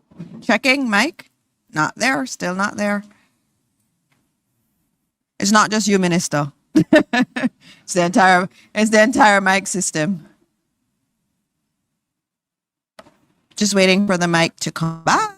All right, good. Thank you. Thank you very much, Minister Hill. Those updates are very big. It's very important. I want to see those shops too. It's so good to see shops across Jamaica getting generators. When the shop is back up, the community has hope. And so that work is really good that you and the team have been doing. And I know you're rebuilding shops at the same time. There's just so much dynamism there, and I want to thank you very much for all of that work. And I know you'll come and show us all the pretty pictures of the shops that have been rebuilt. All right, so we saved the best for last. I don't think the ministers think so, right? But the most beautiful, the most wonderful minister of everything. You know, your portfolio is so long. Minister Olivia Babsy Grange is going to round out the presentations this morning, and then we'll move into questions. Minister Grange, welcome as always. Thank you, Minister. I just want to acknowledge my colleague ministers and all the ministry support team that's here. The protocol has already been done, so I've adopted the protocol, Minister Morris Dixon. Right. But this morning, I want to provide an update on what my ministry, the Ministry of Culture, Gender, Entertainment and Sport, has been doing to assist with the hurricane relief effort. But first, I want to say a huge thank you. I want to thank the first responders, the emergency services team, the police, the soldiers, the firefighters, the medical teams, social workers, everyone who has been working around the clock to save, protect, and serve those in need. And they do this even while, in some cases, their homes lay in ruin. And, you know, we can't say thank you enough to them. And I just wanted to emphasize that this morning. I want to thank the people of Jamaica here and here at home and world over who continue to rally in support of Jamaica. Your kindness has made a difference. Jamaicans, wherever they are, they love Jamaica. And this Hurricane Melissa has brought out that love and that appreciation of each other. No matter how we quarrel with each other, we just love our country. And I want to thank Jamaicans here at home and in the diaspora. And of course, I want to thank our national representatives and sports stars and the entertainment fraternity who have all been playing their part in the national hurricane relief effort. So I will now move straight into updates on what my ministry is doing, working along with the various sectors. In collaboration with the entertainment, cultural, and creative industries,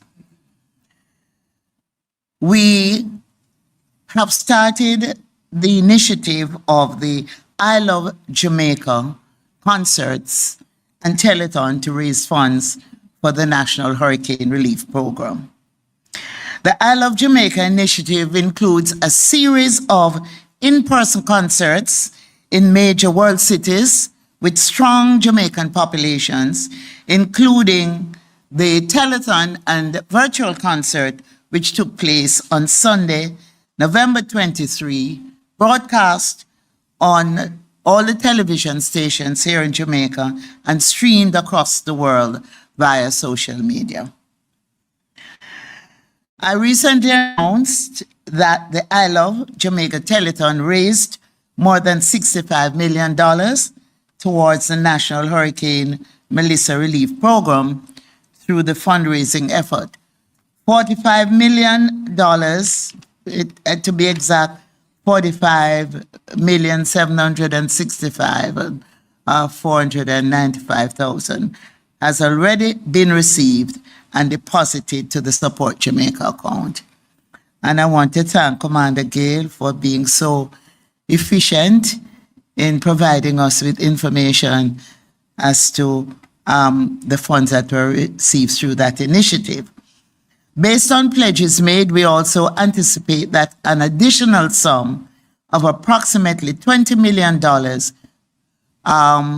will be received shortly. And in fact, we have started receiving those pledges. And I understand that additional funds are coming in, and we will give a further update at another time as to how much additional we have raised. The I Love Jamaica Telethon and Concert was a collaborative effort. It featured approximately almost 30 of Jamaica's leading reggae, dancehall, and gospel artists. What was so beautiful about this event that dancehall, gospel, and the all genres of Jamaican music, all those artists came together. I mean, I found myself in a photograph with artists who don't normally cross each other's path. But here I was, and Minister Green and others in photographs with from the most intense dancehall artist to the most pastor and minister who minister in the gospel. And I want to thank the entertainment fraternity and also Red Stripe and Digicel for the major role they played, and to all our other partners. The media played an important role. The medical services were there, the technical field, the logistics, the food and beverage services, and corporate, who stayed the course with us during that telethon. And it really warmed my heart.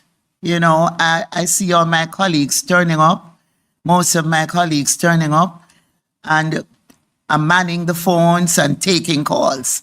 It really was a wonderful experience. Now, in addition to participating in the telethon, we have received a number of correspondence, and I want to read this correspondence, which is from Prince Ermias Sahel Selassie Hal Selassie. And this is the grandson of His Imperial Majesty Emperor Haile Selassie. And it's addressed to the Prime Minister, and he writes, I write to express to you my deepest condolences for the tragedy brought to Jamaica by Hurricane Melissa. The loss of life and the damage to Jamaica's infrastructure brings sadness and raises challenges. I know that while you mourn what has been lost, you will lead Jamaica into a better future through the process of rebuilding. In light of the long-standing bonds of friendship between Jamaica and Ethiopia, I want to do everything in my power to help you in that process. To that end, I have authorized the Royal Ethiopian Trust, of which I am the patron, to make a $5,000 donation to the Office of Disaster Preparedness, which was sent by wire transfer a week ago. I've also made a series of statements in public and on social media asking my supporters to do everything in their power to help the people of Jamaica with donations of any kind. I'm ready to work with you and members of your government to help in any other way I can. My thoughts and prayers are with you. With warmest regards. And that's correspondence from Prince Hermes, the grandson of His Imperial Majesty Haile Selassie.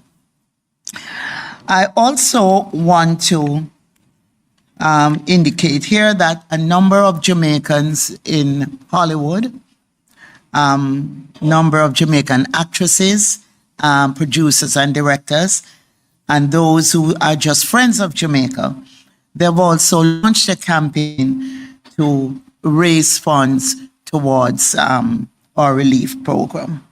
Those include comedian Orlando Jones, director-producer Benny Boom, John Buffalo Mailer, Dallas Jackson, among others. Now, I'm pleased to announce that we have been in discussion with several organizations and Friends of Jamaica in major diaspora cities and even diverse places without a large Jamaican population who are keen on staging I Love Jamaica concerts in their locale. Some of the promoters of these concerts have chosen to give them unique names rather than the generic I Love Jamaica to make their events stand out. And while they're doing that, they're still keeping a link with the I Love Jamaica series of activities. So the concert that we had announced earlier that was held in London at the iconic Coco Camden Concert Hall on Thursday, November 13, despite having only 2 weeks to pull it together, had a full house came out, and we were able to get 3.5 million Jamaican dollars from that initiative. Now, on December 6th, there will be a One Love Jamaica Rebuild Gospel Concert at the Faith Center, Sunrise, Florida. And this initiative is led by Bishop Henry Fernandez and the Consul General Oliver Mayer. On Friday, December 12th, the Jamaica Strong Charity Concert at USB Arena, Long Island, New York, will be held, and this is an initiative by Bobby Clark of Irie Jams, New York, Shaggy, and Sean Paul.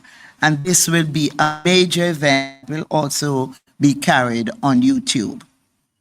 And on Friday, January the 2nd, there is the Stay Strong Jamaica concert, which now will be held at the Hard Rock Cafe and in Long Island, New York.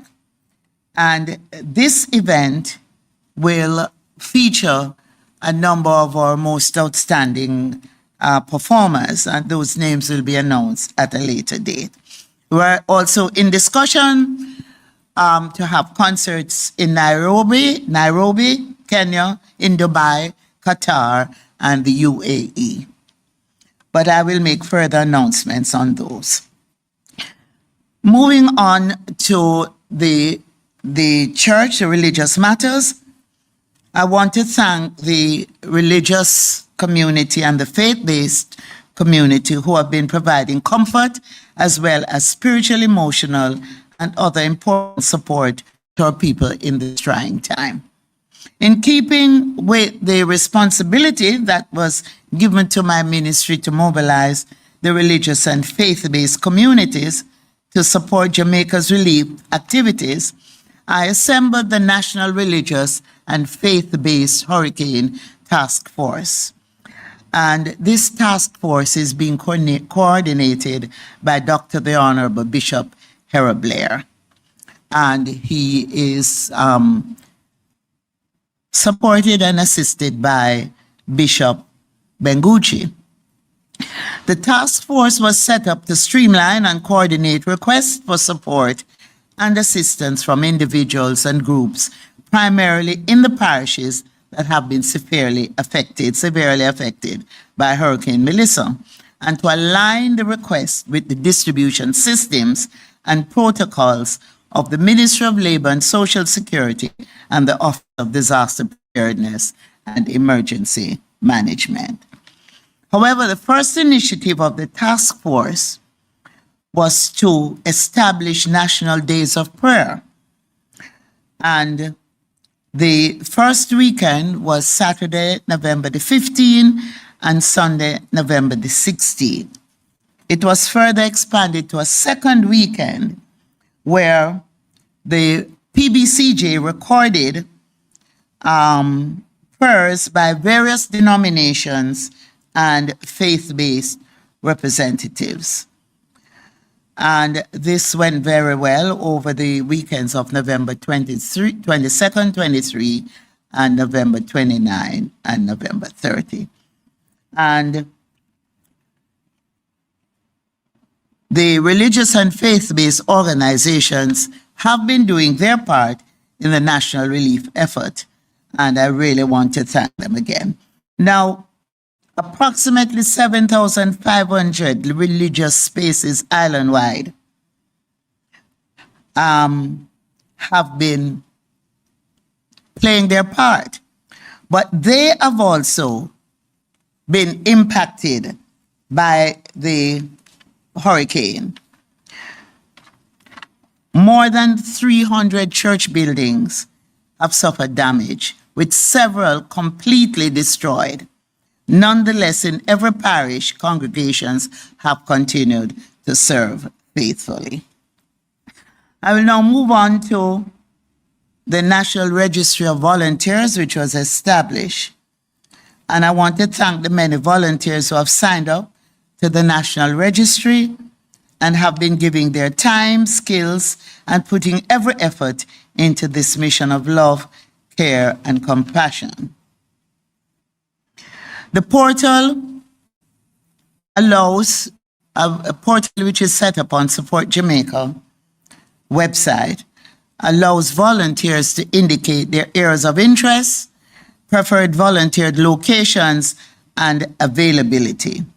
And volunteer registration was open to the public to support a wide range of recovery activities, including food distribution, shelter operations, first aid, medical assistance, transportation, driving, communication, coordination, administration, registration, counseling, psychosocial support, and meal preparation.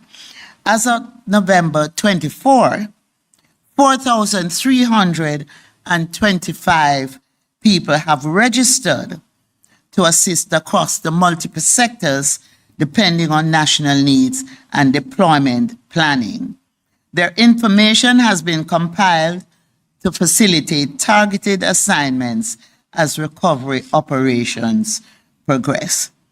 So far, volunteers have been provided upon request to the Ministry of Labor and Social Security, as well as to the Ministry of Education. I will, on another occasion, give an update on the area of culture, where we have started visiting cultural communities. You will all see that the Prime Minister led a team to a compound, and the visit there went very well. We will be visiting all the other Maroon communities, as well as communities established by the Rastafari mansions, as well as areas, as well as the revival churches. So that update will be provided at another time. I just want to indicate that my area of culture, gender, entertainment, and sport is sort of the areas that create that connection between people. And I have witnessed a spirit of unity. And I'm really happy to say that unity is alive and well in Jamaica. And I want to thank all those who have come on board to make sure that we are true to our motto, out of many, one people. Thank you so much.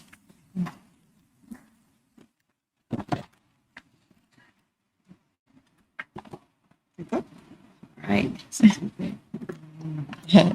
Thank you very much, Minister, and for all of the work that you do. That's been a lot of ministers this morning. And so before we go into the questions, I just had one last thing that I needed to remind Jamaica about. And that is that Jamaica is on track to record the lowest murder rate in nearly 40 years. That's a big deal. And the Prime Minister noted this week that we are on track to record fewer than 700 murders this year. And that's important. It's a big, big deal because all of those young men and young women or older men and women who could have lost their lives and didn't because of the declining murder rate, those are families that are not mourning today. And so we have to celebrate the wins. And even with Melissa and the focus on Hurricane Melissa, there's a lot of work still happening. You heard the SLB this morning. You also saw the Prime Minister this week opening the reconstructed Little London Police Station in Westmoreland. And that costs quite a bit of money to do, but we still continued on that path despite Hurricane Melissa. The government is working hard, and this issue of crime is a big one, and we have not stopped working to bring our murder rate down in this country, and work will continue on that. Today is also the International Day of Persons Living with Disabilities. And so we want to recognize that day today. I know many of our individuals from the deaf community said they want to hear these briefings.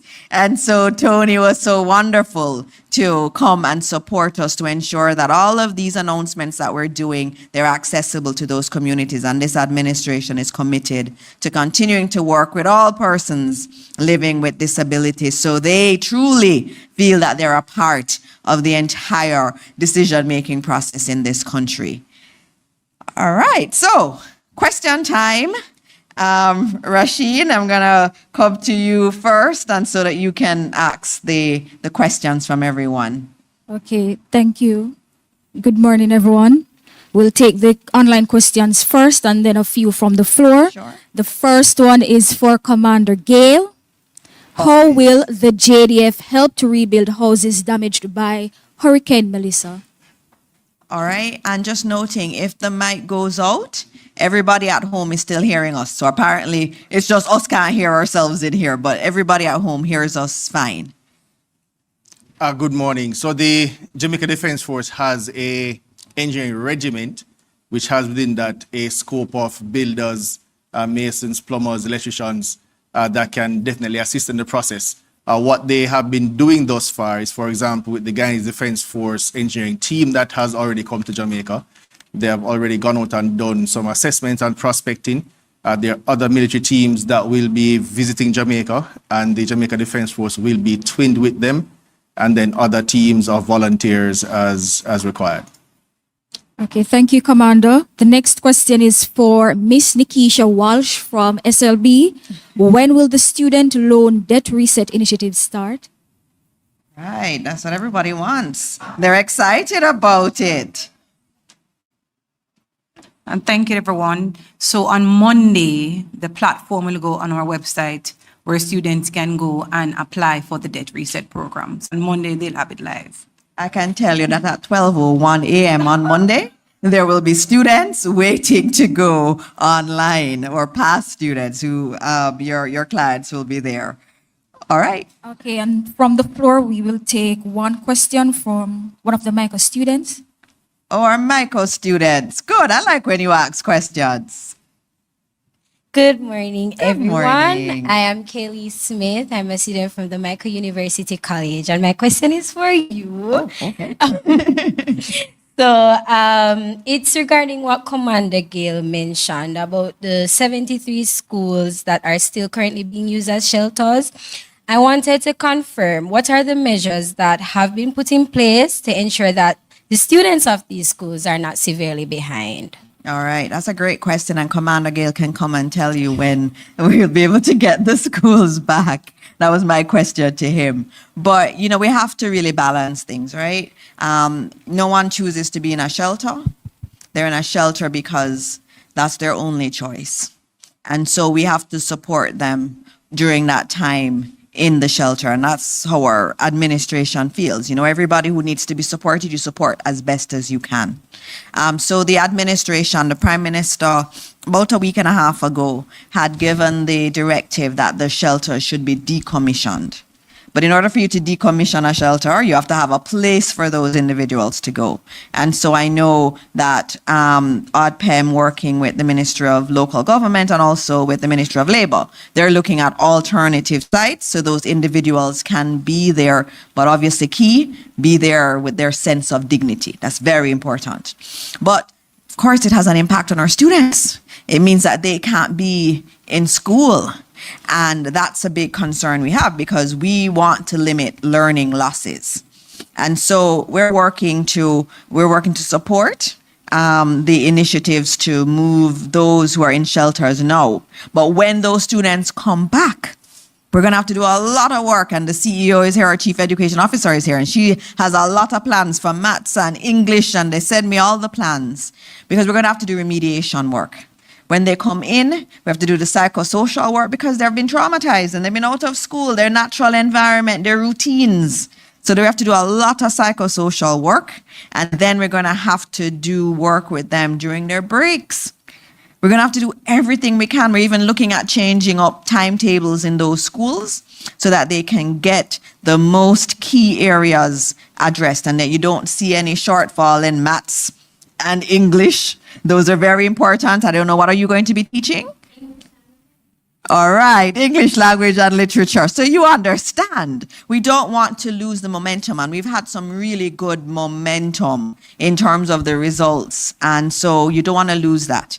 And the worst part about it, and I say it all the time, that's the painful part for me, is that we do see disparities in outcome based on where you're from.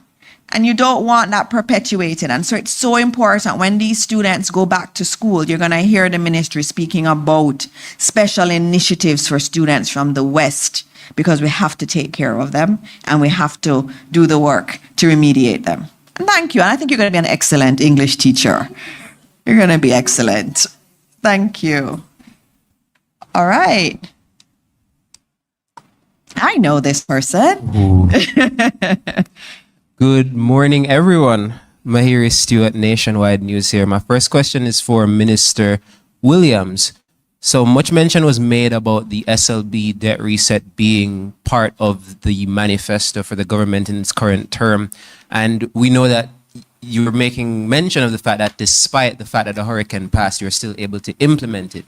In terms of the other plans, whether it be the income tax threshold raise or any other plan that was in the manifesto, despite what's taken place on October 28, how likely are those plans in terms of being still implemented in the future? Okay. All our manifesto promises, all our manifesto commitments, I should say, are still on the table in front of us. And as you can see, we're a government that can do multiple things at the same time. We run on different tracks. We have a lot of ministers. This morning was a great demonstration of the capacity and capabilities of the ministries. So we will be working on those manifesto commitments, and you will hear more about it as the months, years go ahead. So my second question would be to Senator Hill. In terms of, you've made no secret of your issues with procurement and how much it, hampers your Over the ministry. years I have, yes. In terms of how much it's hampered your government, your ministry rather, in carrying out things, especially now in the hurricane. If you had your way, what changes would you make to ensure that you could carry out these disaster relief efforts in a more efficient manner? You know, one of the things, Mahir, I'm really happy for in my career is that I ran banks where I didn't have to give projections. If you're in a bank in the United States and you give your quarterly report, you have to say what you're going to do next and what you expect the next numbers to be. Because one of the things I tried not to do was ever to predict the future. I leave that for other people. But just if I could, I would love, I tell you why I think this way. As I read the procurement rules, and I chair the infrastructure committee of cabinet. So for a long time now, Minister Morris Dixon ran away from me because of Minister Williams's portfolio and procurement is under her. She's no longer on the committee, but Minister Green and myself are there regularly. It appears to me, and I wasn't there with the writers, that the procurement rules were made for a time when it seems as if everybody who wrote it, or the talking class and the intelligentsia, seemed to believe that everybody was a thief. It was written so that it was not so much to make sure you're compliant, that it says, but it was made sure that you couldn't do anything that might even cause somebody to think that you have been irregular. Well, in doing that, what you have done is made sure that initiatives can't be taken. And in fact, the people who are in government who really have their reputation, they've served a long time, and their pensions, very often linked to it, to that long service, is at risk if they appear to make one mistake.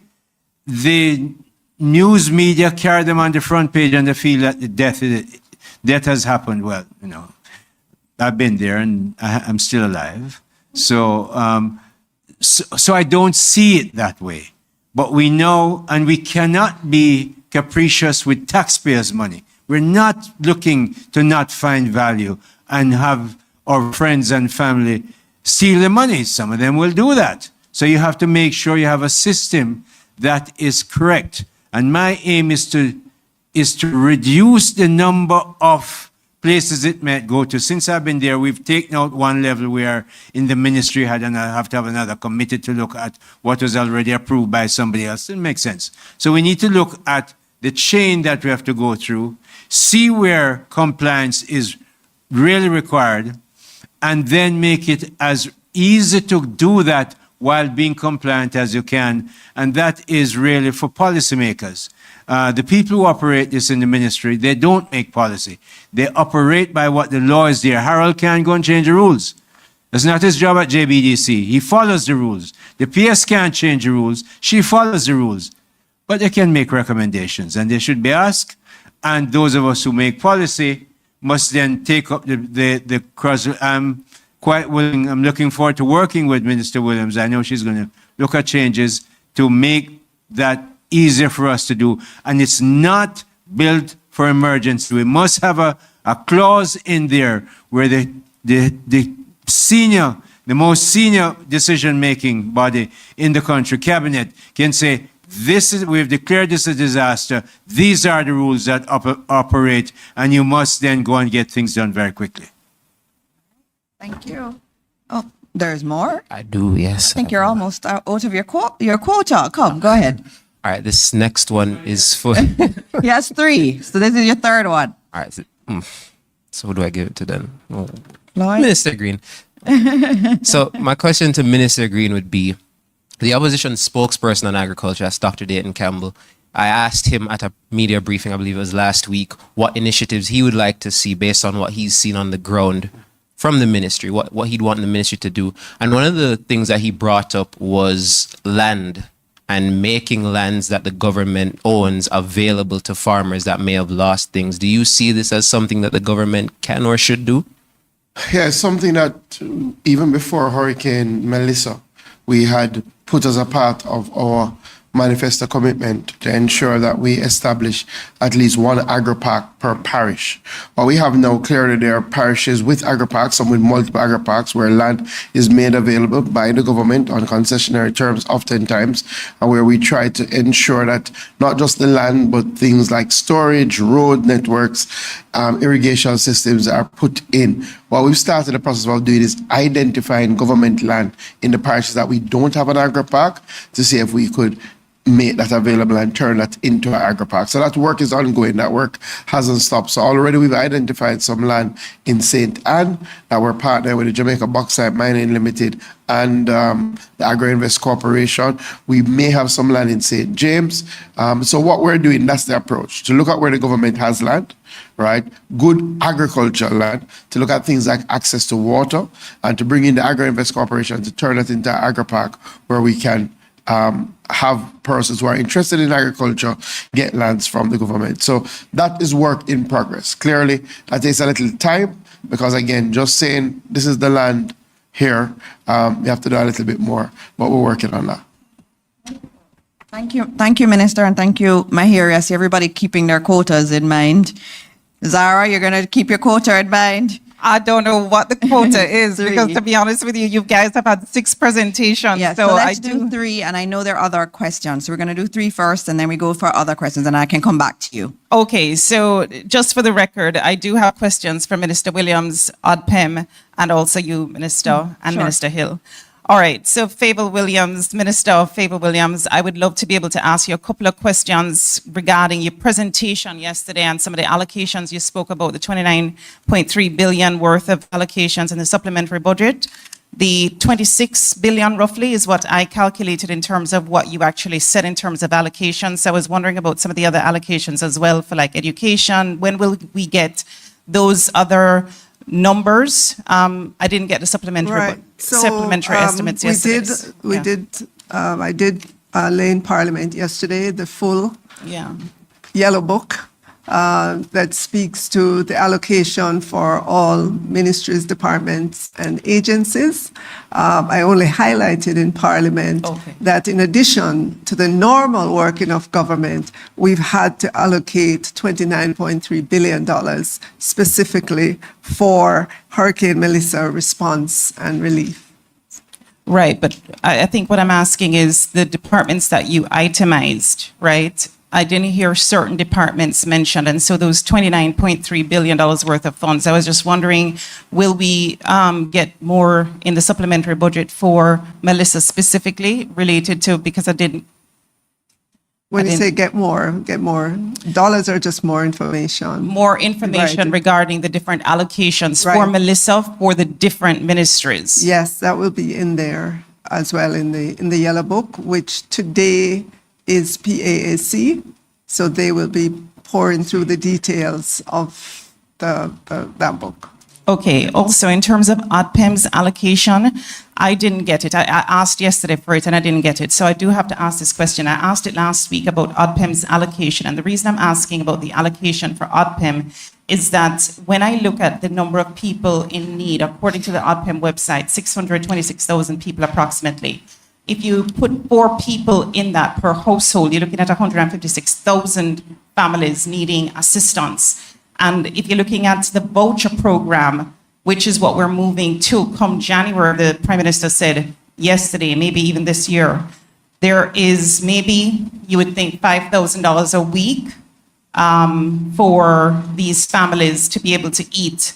And so that's a big number, $782.9 million a week in expenses. That's my calculation, of course. And of course, that would be about 3 billion per month and 9.4 billion over 12 weeks. I want to know, do you have any allocation in the budget at all for the voucher program in terms of feeding people?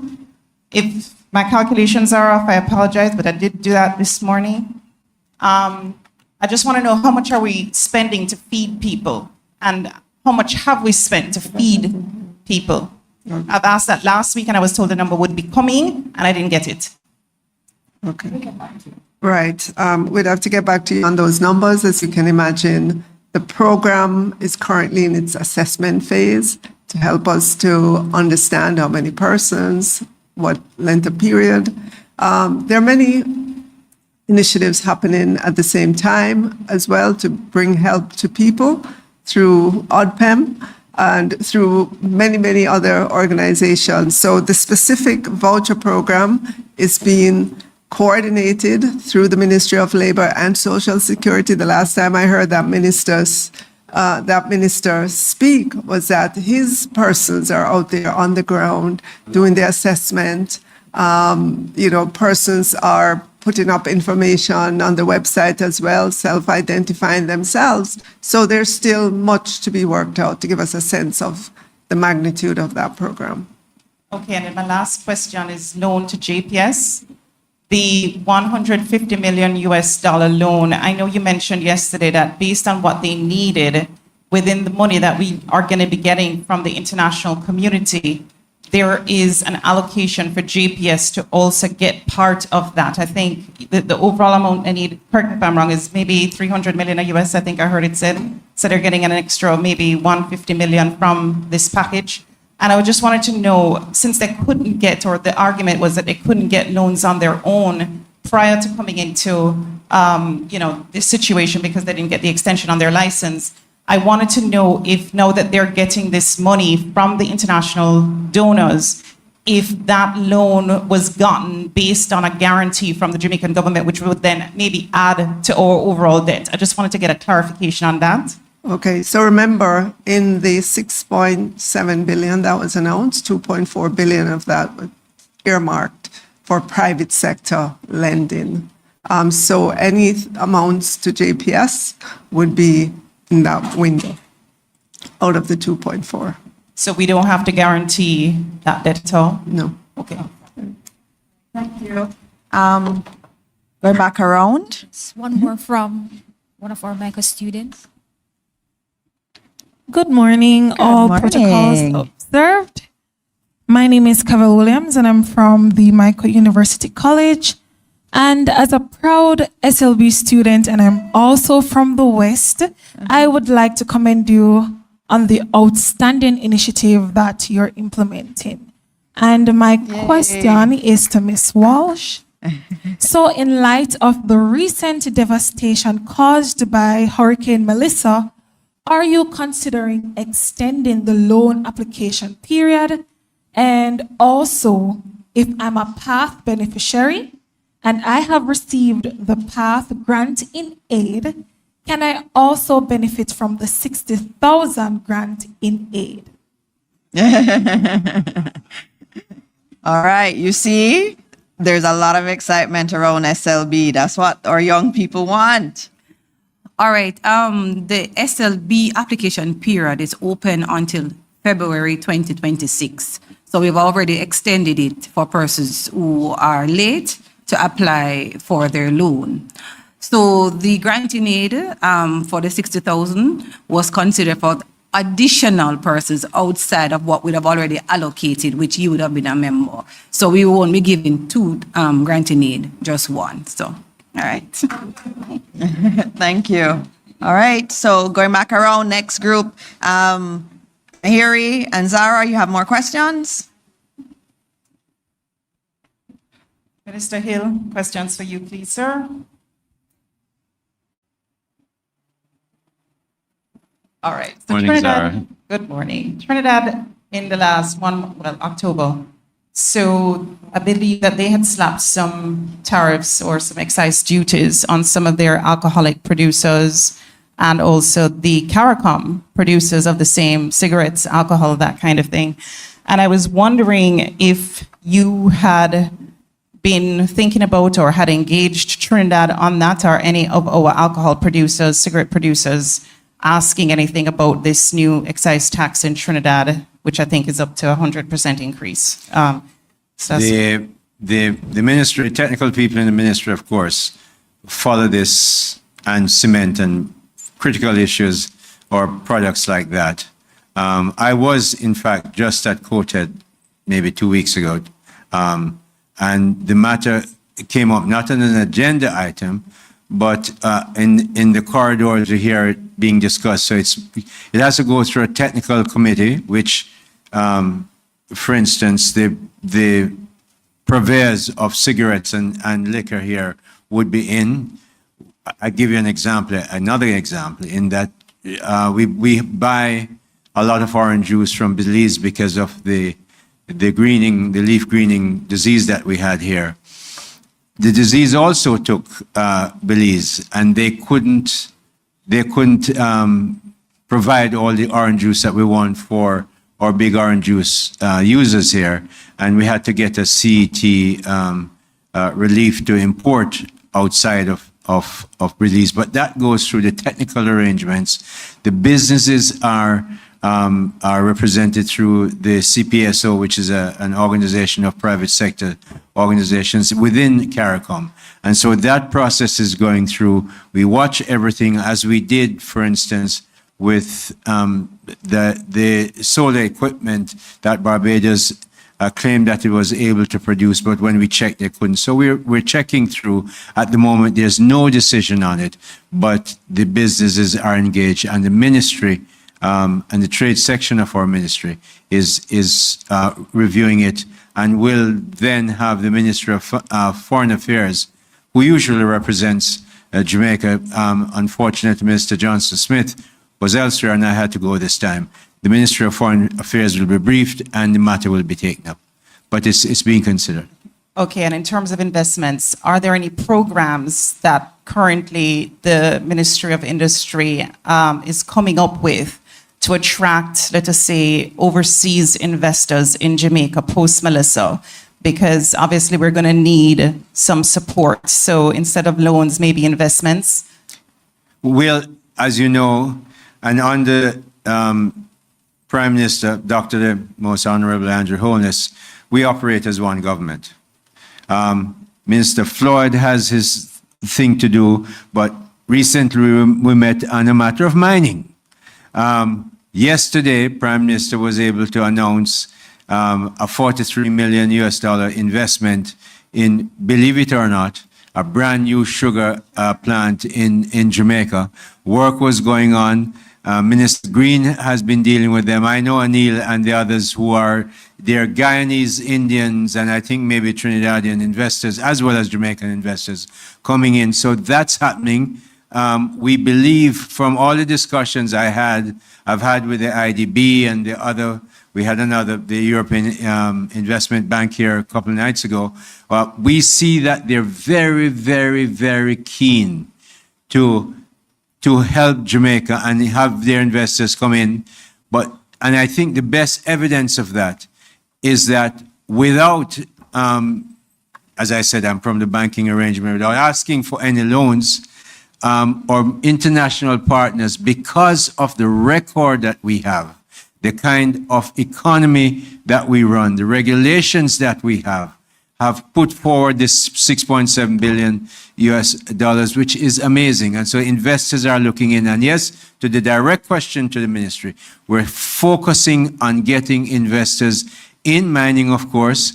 Some of the investors we want, last night we talked to prospective officials from Britain about a mission that I had there. We have British investors interested in our agriculture. Now is the right time for it. We're going to push that. And the logistics hub is amazingly topical at this time. It takes time to get these investments. The sugar company one took about 2 years, Minister Green, from start to end, and their stop and goes. But yes, both of us, especially the Prime Minister, has made it clear. Agriculture must, tourism must, Ministry of Industry, Investment and Commerce, Logistics, and higher earning services from fintech are where we're focusing our efforts. Okay, and then for ADPEM, Minister Green? Oh, Oh, was Minister Green you wanted, or still? ADPEM. ADPEM? Okay, ADPEM. ADPEM, the World Central Kitchen and World Food Program, and I guess us as taxpayers. Could you just describe for us the hot meal situation for the future? So have they given any indication as to when they will stop the hot meals? The two programs I just mentioned, and even us if we are doing hot meals. And then also in terms of also, if you have this, because I asked you last week, aid money that's been spent on food so far from ADPEM, if you have it.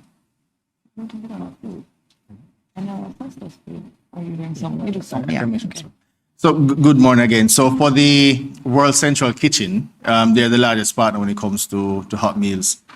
They have a lease on their facility until the end of December. They will communicate very shortly a stop date. As it is now, they have reduced cooking on Sundays as they move towards winding down their own operations. I have asked in my NEOC sectoral briefings for the food working group to look very keenly at how we may be able to continue some plans around that. Those plans are coming together. Once those have come together, I will brief up and seek some approvals around those matters. No, that's it for. Or you don't have the aid money, the money that we've spent on aid, you don't have the amount as yet? I believe we spoke about how the aid money would be spent concerning the materials for the rebuilding process not too long ago in the earlier briefing.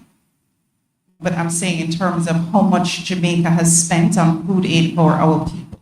Okay, I don't have those figures on me right now, no. Okay, but you said that it would be coming.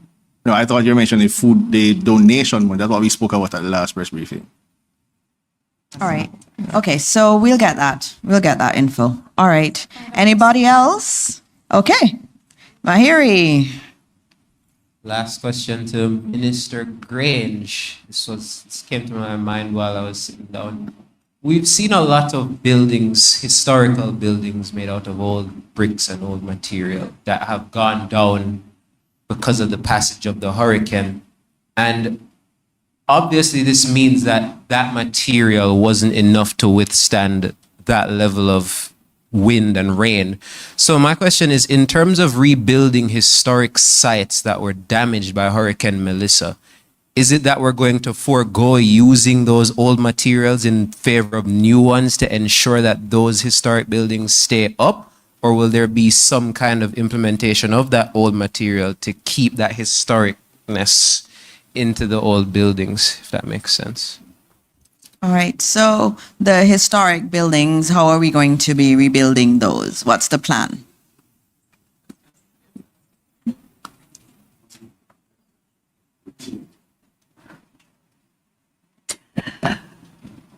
We have been,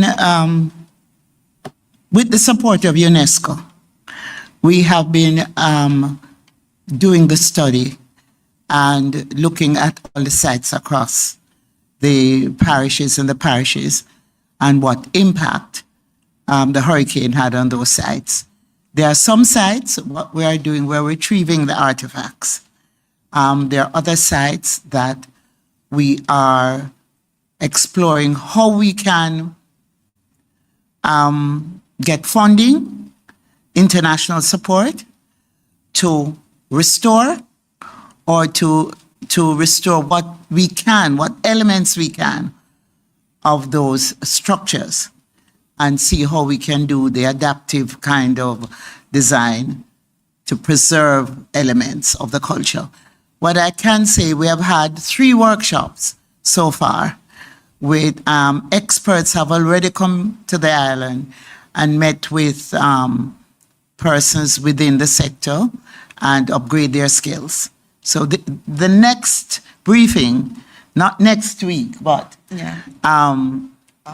sometime in the future, I will bring an update here as to how we are treating, as I said at the end of my remarks this morning, how we are treating culture and the various elements that are involved. All right. Thank you. Thank you. And thank you all. And, oh, yes, you're here in your purple with your purple ribbons. Tell us about Yes. We're observing 16 days of activism against violence against women and girls. And I've walked with my purple ribbons. And we're going to be handing out purple ribbons. I'd like you all to wear your purple ribbon. And it's not and Casey. to your purple advocacy ribbon to show your support for the campaign against violence against our women. Yes. All right. Thank you so much, Minister. And we'll all wear our purple ribbons. And as we close out today, as always, I mean, it's been a good day. The government is working, our agencies are working. There's just so much happening in this country. We've gone through a devastating Category 5 hurricane, but we're still standing and we're still resilient, and we are going to build back even better than before.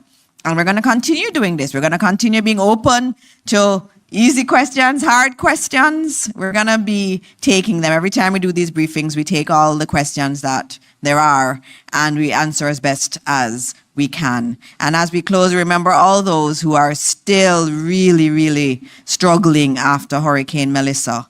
As you heard today, there's a lot of work happening. Government, private sector, donors are doing so many things, but there's still many who are suffering. And we keep all of them in our thoughts and in our prayers, because we know that every Jamaican matters. Every single Jamaican matters. And so if some are hurting, all of us are really hurting. And so as we continue our work, we ask that God continue to bless all those affected and continue to bless the entire country of Jamaica that we love so dearly. Thank you all for being here.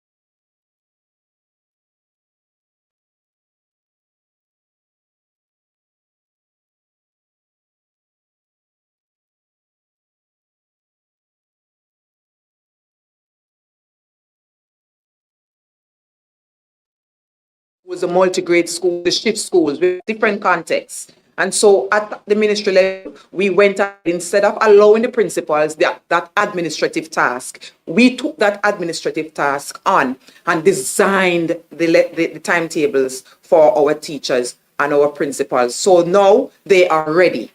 Teachers now in our schools should know what their timetable should look like in preparation for September, because that has been shared and it shows how many hours of the different subject areas should be given, how we do our pullouts, how we do our circle time, when we do our HFLE, when we do our worship sessions, when we do our common planning. And I must highlight that.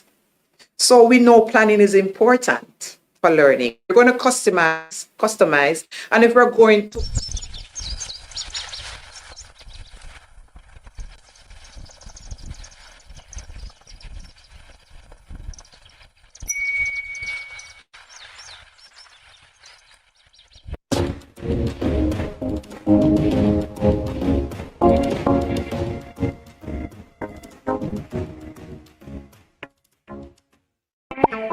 act. As a matter of fact, it's a threat to national security. That's how we view it. So I think it is time for the government to strengthen the laws and the punishment as it relates to vandalism of the telecommunication infrastructure. Right? So the question about the steps or measures taken since Hurricane Beryl that we're benefiting from now. And Stephen spoke about it earlier. We are hardening the network, as we term it, right? We have placed over 80 kilometers of fiber, core fiber that carry the core traffic underground, right? To protect the infrastructure from elements such as our natural disasters, such as hurricane, specifically for hurricane, and the work and the investment continues. So that's how I would want to update the member about steps being taken. Minister Phillips asked a question about the mobile sites. What was done since Hurricane Beryl to to ensure that the sites are more resilient, we install 142 additional 142 generators at our mobile sites across the island. It is in the presentation, right? So 142, as it relates to alternative power, we install additional 15 panels, solar powered systems at our cell sites across the island. So those are some of the steps that we're taking, and the investment continues. Okay? All right, and if one else feels compelled, but if not, I see. Do you want to say? Fine. I just wanted to. I think Mike is probably giving you. And we use lots of different technology, but clearly we wouldn't want to discuss it openly in public for obviously. But I wanted to go back to the question for the minister about communication. So every single day, we send out a communication to government, to the minister, municipalities, and apologies if you're not on that distribution, we can fix that. So every day, we don't just say, well, you're 81%. I say, this location is now back online, beyond about Kilmarnock, where we say this site, because people can relate to the community that's related. So that's sent every single day. Without fail, so it spreads around. I also send 1 million WhatsApps to send the same message as well. So if anybody wants to be part of that isn't, then definitely we can add you that. So if particularly, a member of your constituency asks about their specific location, we can give it an indication on that. So no problem at all. But every day it goes to Minister, OUR, all of the municipalities, we send that message out every day, Chair. Thank you. I see one more response. Well, just one comment for Minister Michael Philip. The community that you spoke of, it's Arkembedi, which is North Manchester, between the community of Troy and Wait a Bit. We're working on it. Thank you. No? It's actually between Oxford and Troy, not up. So it's North Manchester, so it is closer to the border of St. Elizabeth. Yeah, you know the area well, but not as well as the MP. Thank you very much, teams from Flow and Digicel. We can release you now, as we're going to ask the OUR to go to their GPS and then NWC sections. But we really appreciate the time and the extensive presentations you shared both yesterday in writing and in taking the time and patience to address all the questions and concerns of our members. Thank you.